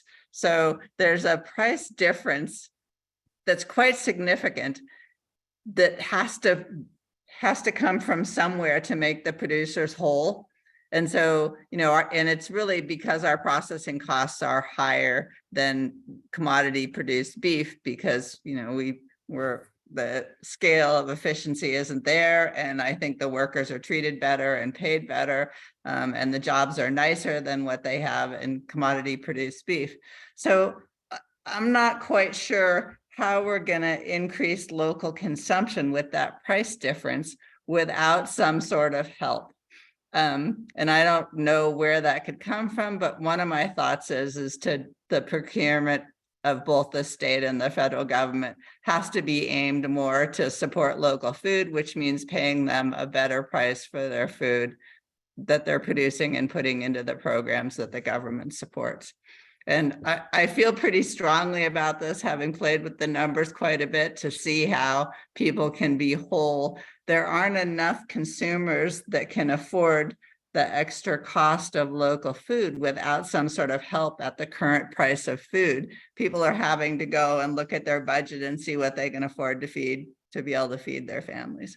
So, while in good times we might be able to make it with local food producers might be whole. I think in times when, like now, when food is expensive, so we're always going to have this cycle that's going to put people out of business. And I've been talking about local procurement for a while, but I think that we need to figure out how to get the money available to make local procurement profitable on a larger scale through government procurement programs. Great, thanks for that, Catherine. I'm sorry about that, but adding on to what you're saying, I know like on the producer side, there is a real struggle with like processors, especially USDA processors, where it's like kind of a bottleneck, and there aren't a lot of the time you can't get into them, especially industry. But man, in lamb, it is really tough to find somebody who wants to do lamb, and I think it's because they're smaller. There's not quite the people do reserve. When all the lambs are ready is when everyone's doing hunting and the fair.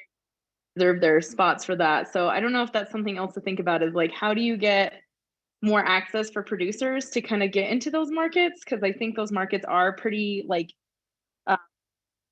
and like, especially like direct to consumer markets, and they are very exclusive. And then also like, if you can't even get a butcher or a processor, I mean, that definitely has put me in trouble in the past of just like, maybe people how was I supposed to get a process with all the processors not doing USDA and stuff like that, especially like farmers markets. And I think Kate and I actually, we've talked about this kind of, you know, the USDA inspection process, from what I hear from processors, is just a nightmare, and they have a really hard time with it, and it becomes a big expense for them. And especially smaller producers like go out of business because, you know, like the expense per animal is so much higher than like if you're a really big, you know, doing the USDA inspection, and you do have to pay that inspector to be there. And if things just don't move smoothly or whatever happens, then you know, your price point just, yeah, a lot of producers, that's why they get out of USDA, because they can make more money just selling, you know, non-USDA. And I think that's really a shame, because that kind of makes that market like not be as available.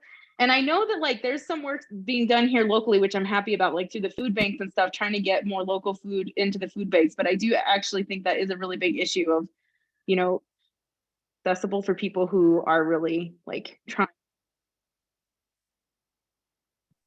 My vision would be like everybody's eating local good food, but it's like that's hard for people when they're really, you know, it's between choosing between, you know, expenses in the household and stuff like that.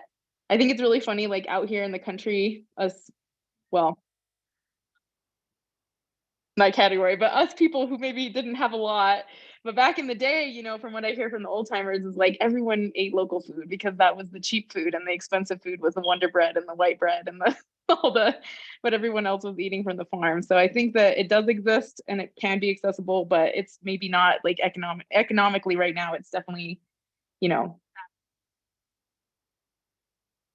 that I worry about a lot with on the producer side, and also like a lot of these processors, small processors who will do small producers, are just like, no way, we can't do USDA, or we can't do lamb, or it just becomes really hard to get into those. And you have to reserve. I know some people are booked out like 2 years. So you have to be like, really? And I'm not that organized. Like, I don't have a plan for 2 years from now. Are you kidding me? Like, how am I supposed to remember a butcher day I spent 2 years ago? That'll definitely end poorly. So anyway, yeah, I think those are some things like it would be interesting to see if there's like, I don't know if this is something, and again, I am new, and I don't know if this is something to think about from the Colorado Department of Ag, but like, you know, is there a way that maybe we could have that safety measure in place so that like consumers are getting safe meat, but maybe take away the really heavy USDA model where it really does cost those processors a lot of money, and that might help them lower their prices for processing as well, as if they don't have to pay that USDA person to be there, or if there's a different sort of regulatory thing they could do to make sure that product is safe. So I've also kind of questioned that too, because some of the non-USDA places are really clean and some of the USDA places are not so clean, and you start to ask yourself, like, you know, I don't know, I don't go into like the food safety part, but like definitely appearance wise, you can definitely see that like standards can be just as high without like maybe putting in that really heavy inspection side. So sorry, that was me in a long blah, blah, blah, but thank you. Hey, that reminds me, Kate, whatever happened to the state inspection meat feasibility study? Yeah, I was actually just going to see if Hollis had a status update on that one, because CSU was leading the effort, or has been leading the effort on that feasibility study. And just by way of background, Elena, to your point, there's been a lot of conversation around Colorado developing our own state inspection program, which we don't have. About half of the country has one, the other half doesn't. And there's a lot of questions about cost, about, you know, CDA having the inspection staff. We would have to make sure we would get the money from the legislature, all of that. So CSU was running the effort to kind of get all those details. Hollis, do you have an update? If not, we can follow up with you all on the status there. Oh, I think you're still on mute, Hollis.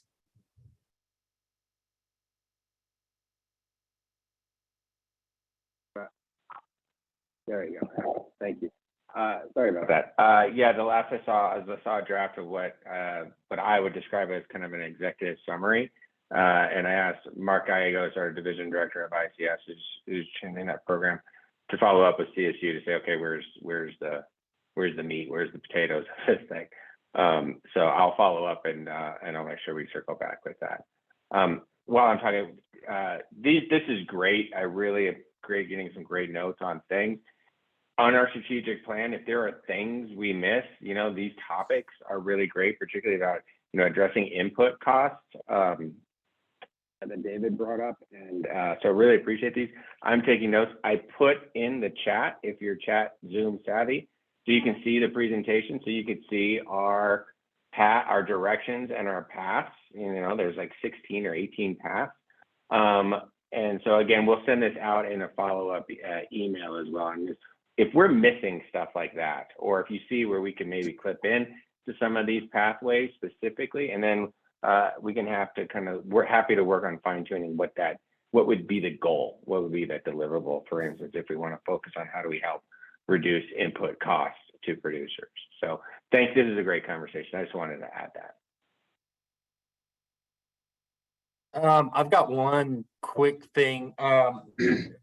So of the phone calls that I've gotten since I've been on the commission, about 5 of them have been from southeastern Colorado, and it kind of dawned on me the other day, partially because I've got some connections in southeastern Colorado, our family ranch is down there, but it dawned on me that this board really doesn't have any representation in southeastern Colorado. And Kate, I don't know how much influence you have over who can be on this board or identifying people that could be on this board, but I know there's some pretty significant issues going on in the far southeast, and obviously with Arkansas River Basin being there's some big issues there that align up with a lot of the priorities that you guys have listed.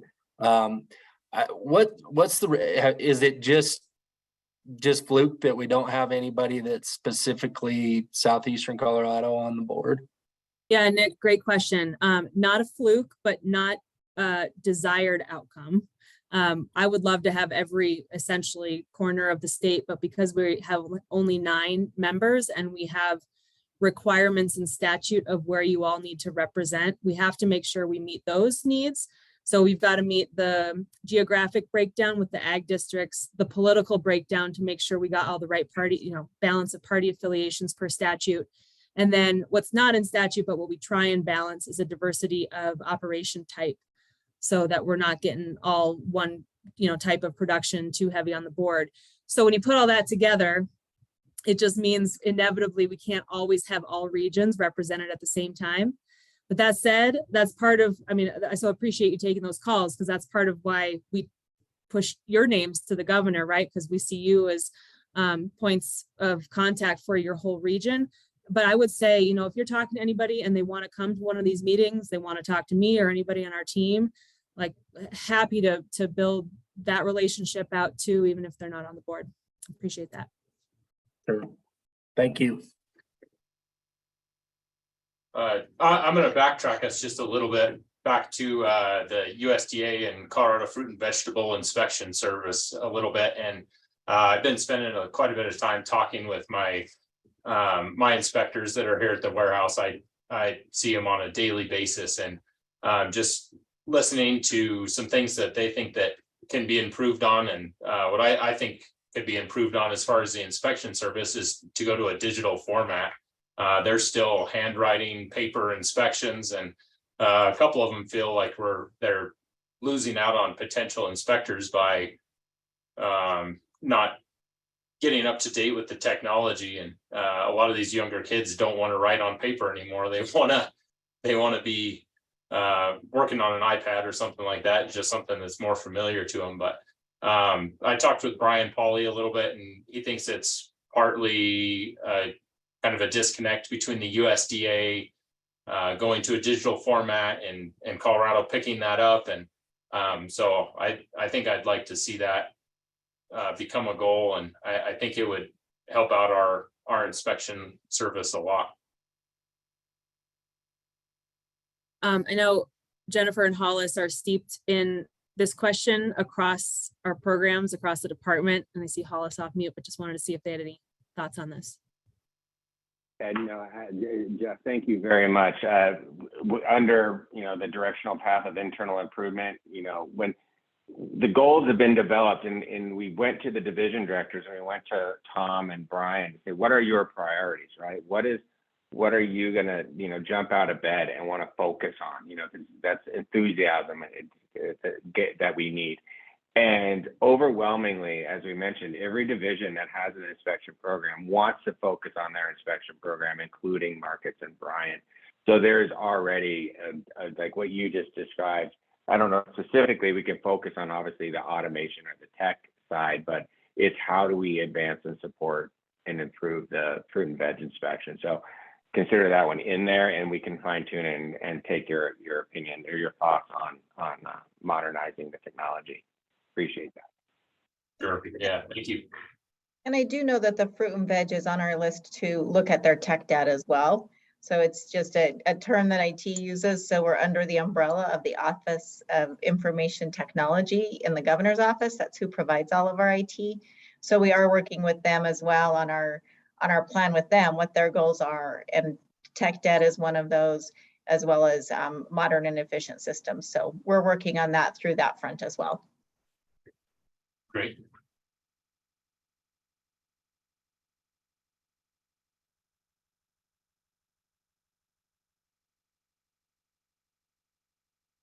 Great conversation. Great conversation this afternoon, and wonderful notes to take back. Kate or Hollis, anything that you'd like to add? Nothing on my end. Just again, thank you everybody for your time and thoughtfulness in these conversations, and look forward to seeing all of you in person within the next month. With that, Hollis, you good? Okay. With that, Melissa, Melissa has some housekeeping that she'd like to discuss with everybody. Yes, so when I sent out your packets, I just included that we are considering moving our September meeting from September 13th to September 14th. Kate is actually going to be at the Western Association of State Departments of Agriculture's the National Association of State Departments of Agriculture's annual meeting in Cheyenne, Wyoming on the 13th. That's the last day. And so she would miss a big chunk of the meeting, probably wouldn't be able to make it at all, honestly, if we didn't consider moving it. And I already spoke to both Catherine and Colleen, and they think that the change would work. Catherine really would like to organize a public forum the evening of the 13th. So I think we'd like to leave the 13th during the day for travel. Hoping everyone can get there sometime in the evening so that we could do a public forum along with dinner. And then the 14th, 9 to 3 would be our standard meeting time. And I just wanted to make sure that no one had any major scheduling conflicts or objections to adjusting that meeting date by one day, essentially.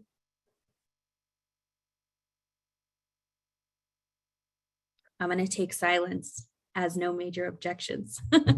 So I will formally move that on the calendar if that's fine with everyone. I will send new calendar invites after today's meeting is over. And if you have any questions about any of that, you're welcome to email me at any time. Great. Okay. Appreciate the flexibility. Thank you, Melissa. It'll be fun. I think that's all we have for today. I'm looking forward to all of you coming out in July. I don't know where wheat harvest will be in that moment. I'm hoping also that y'all can come out the evening before and come to Pepler Farms. We'll have some kind of a meal out here, and I'm hoping I'll talk with Kate and Melissa, but really like to take you all on a little bit of a tour of our Highland Ditch Company, let you go up into the Lions area and see the diversion point. We can show you pictures of what it looked like before the flood of 2013 and what they had to do and what it is like now. It's a huge change, all because of the flood. But that's one of the things I'd like you to see. And like I said, if we have harvest going on, that's a bonus. And so I look forward to seeing all of you July hopefully July 11th, but the meeting is on the 12th. And Melissa's been working with some local people to set up where we're going to have our meeting at. Pepler Farms doesn't have an official office. I'm in my office. It's my sewing room and my office. So we don't have a location that works well with internet, but we've been working with some local entities that we think we've got some fun things, some fun ideas for you. Anything else for the good of the order? Pauline, if you got wheat harvest going on, does that mean you're gonna put us in a truck or a combine or a grain cart? If you would like to, absolutely. We actually have a custom crew that comes in and does it. So if you want to ride with them, there's some pretty interesting characters that run our combines and trucks that they're on the custom crew that we have. So yeah, yes and no. We'll let you bring your own machinery, David. How's that? Sounds fun. Looking forward to seeing y'all then. Yeah, sounds great. Anything else? Then I would like to entertain a motion and a second for adjournment of today's meeting. I move that we adjourn today's meeting. Second. Thank you, David and Catherine. It's been moved and seconded to adjourn today's meeting. All those in favor, say aye, please. Aye. Aye. Aye. Right? Those opposed?